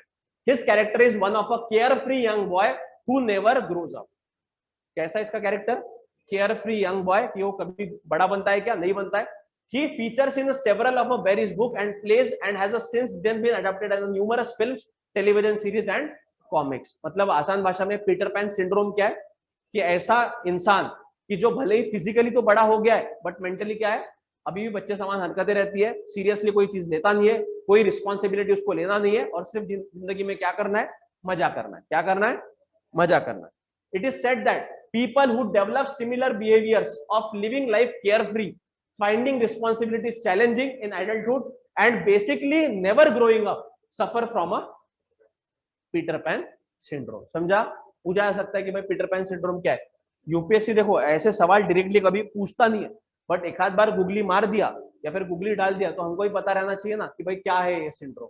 ठीक है, next, as Peter Pan syndrome hasn't officially been diagnosed as a health disorder, there aren't clearly defined symptoms or characteristics or even reasons which cause it। मतलब अभी तक इसको कोई officially denote किया है क्या कि ये कोई आजार है करके?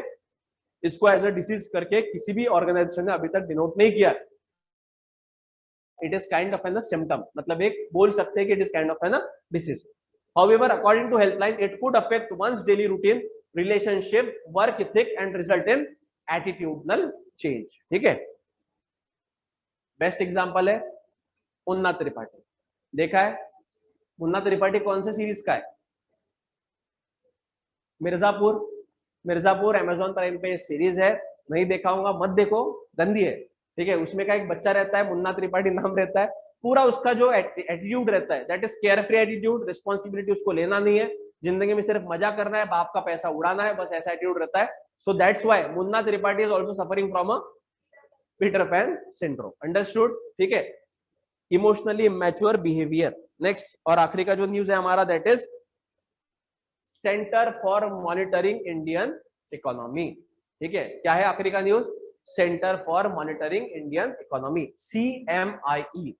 Even while teaching a NCERT also I just elaborated about this organisation. मैंने फैक्ट्स भी आपको दिए थे, और फैक्ट्स किसके रिगार्डिंग दिए थे? एम्प्लॉयमेंट जनरेशन के रिगार्डिंग फैक्ट्स आई प्रोवाइडेड। और वो फैक्ट्स किसने बताए थे हमको? ये ऑर्गेनाइजेशन है। कौन से ऑर्गेनाइजेशन नाम है? CMIE, centre for monitoring Indian economy. क्या है CMI? It is a private limited organisation that function as both as a economic think tank and a provider of a business intelligence information. मतलब ये क्या है? Economic think tank है। जैसा अगर मेरी कंपनी है, मुझे जरूरत है तो मुझे लोग मदद करेंगे, but at the same time ये क्या करते हैं? बिजनेस इंटेलिजेंस इंफॉर्मेशन भी जनरेट करते हैं खुद के लेवल पे। तो ये कोई सरकारी ऑर्गेनाइजेशन है क्या? नहीं, ये नॉन गवर्नमेंटल ऑर्गेनाइजेशन है, प्राइवेट एंटिटी है। अब हु रन CME? कौन रन करता है? तो इसका ओनर है। CMIE continues to remain fully owned by the immediate family members of Dr. Narottam Shah। तो who was the founder of CMIE? Narottam Shah was the founder, और इसने 1800 में इसका एस्टेब्लिशमेंट किया था। It is managed by a highly motivated and focused team of professional. मतलब ये properly क्या करते हैं? रिसर्च करते हैं, डेटा गैदर करते हैं, और अल्टीमेटली इंडियन इकोनॉमी के बारे में क्या करते हैं? अपनी राय देते हैं। बराबर है? और उसमें का उनका अभी एक नया काम इनका जुड़ चुका है। सिंस 2016 ये centre for monitoring Indian economy ने एम्प्लॉयमेंट रिलेटेड डेटा भी जनरेट करना शुरू कर दिया है पूरे भारत के लिए, कि भाई कितना एम्प्लॉयमेंट बढ़ा है, कितना एम्प्लॉयमेंट कम हुआ है, क्या कैसी परिस्थिति है, सब ये लोग बताते हैं। अब ये क्या गवर्नमेंट बॉडी है क्या? ये गवर्नमेंट बॉडी नहीं है। CMI is a non government private entity started to survey and publish monthly unemployment data for the first time in Indian history in 2016 से। ठीक है, मतलब पहली बार इन्होंने कब से data, employment related data generate करना शुरू किया? 2016 से। और ये कैसा है? नॉन गवर्नमेंटल प्राइवेट एंटिटी, मतलब ये एक प्रकार के प्राइवेट कंपनी है, सिर्फ क्या करती है? रिसर्च वगैरह करके डेटा प्रोवाइड करती है। हाउ डज CMI में कैलकुलेट अनएम्प्लॉयमेंट? अब बेसिकली कैलकुलेशन का जो तरीका होता है क्या होता है? पूरे भारत में जितने लोग हैं जिनको जॉब चाहिए, इनका नंबर देखा जाता है, और जो बिलिंग है बट जिनको जॉब नहीं मिल रहा है, फिर इस तरीके से क्या किया जाता है, अनएम्प्लॉयमेंट का रेट कैलकुलेट किया जाता है। ठीक है, एक बार पढ़ लेना घर पे जाके। अभी इनका जो लेटेस्ट रिपोर्ट आया है मार्च का, इसमें इन्होंने बोला है कि भारत में अनएम्प्लॉयमेंट का रेट क्या है, बढ़ा।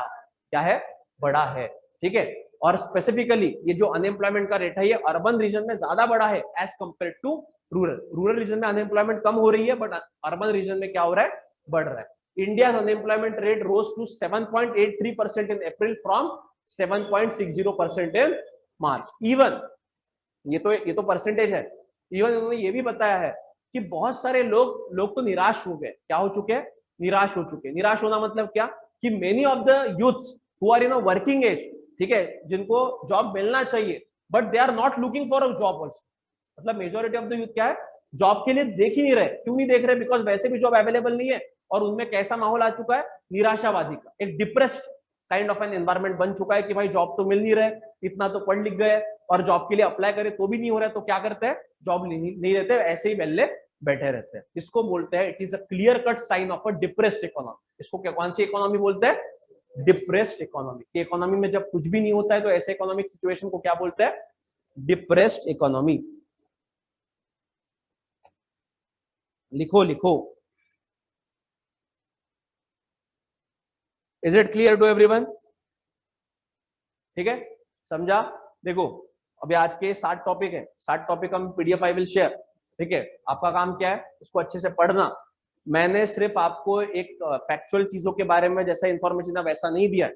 आई try to cover it holistically, कि भाई अगर हमको कोई टॉपिक पढ़ना है तो उसका प्रीलिम्स पर्सपेक्टिव कितना लेना, कैसा लेना है, उसका मेंस पर्सपेक्टिव कैसा लेना है, और दोनों को कैसे क्लब करना है।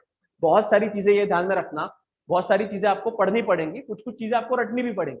बट ये जो रटने का काम रहता है या फिर मगअप करने का काम रहता है, इसका फायदा सिर्फ प्रीलिम्स में नहीं, मेंस में भी होता है। कैसे होता है, अब मान लीजिए आपको एक आध सवाल आ गया मेंस में जिसमें आपको आंसर राइटिंग करना है। अब सवाल कैसे पूछा जा सकता है, सवाल पूछा जा सकता है कि elaborate situation of Indian press in present context. क्या पूछा है आपको, elaborate situation of Indian press in the present context, मतलब इंडियन प्रेस का कैसे हालत है आज के तारीख में, आपको पूछा गया। अब ये अगर आपको पूछा है तो आपको क्या पता होना चाहिए कि एक्चुअल में भारत में क्या हो रहा है, हाँ, जर्नलिस्ट के रिगार्डिंग क्या हो रहा है, डेटा क्या है, एटलीस्ट डेटा तो होना चाहिए ना। अब डेटा कौन सा है, वर्ल्ड प्रेस फ्रीडम इंडेक्स।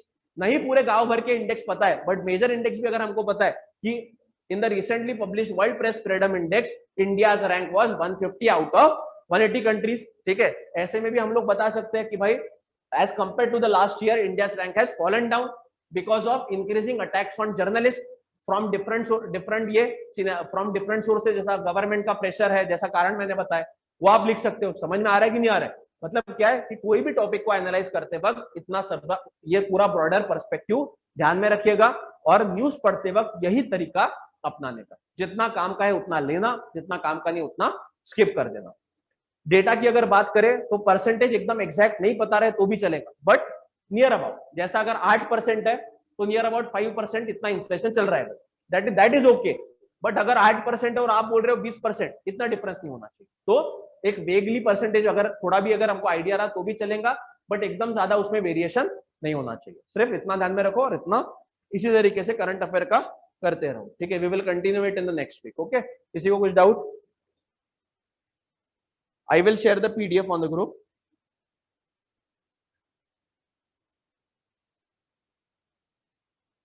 अच्छा okay, you may leave the meeting. Online में अगर डाउट नहीं है,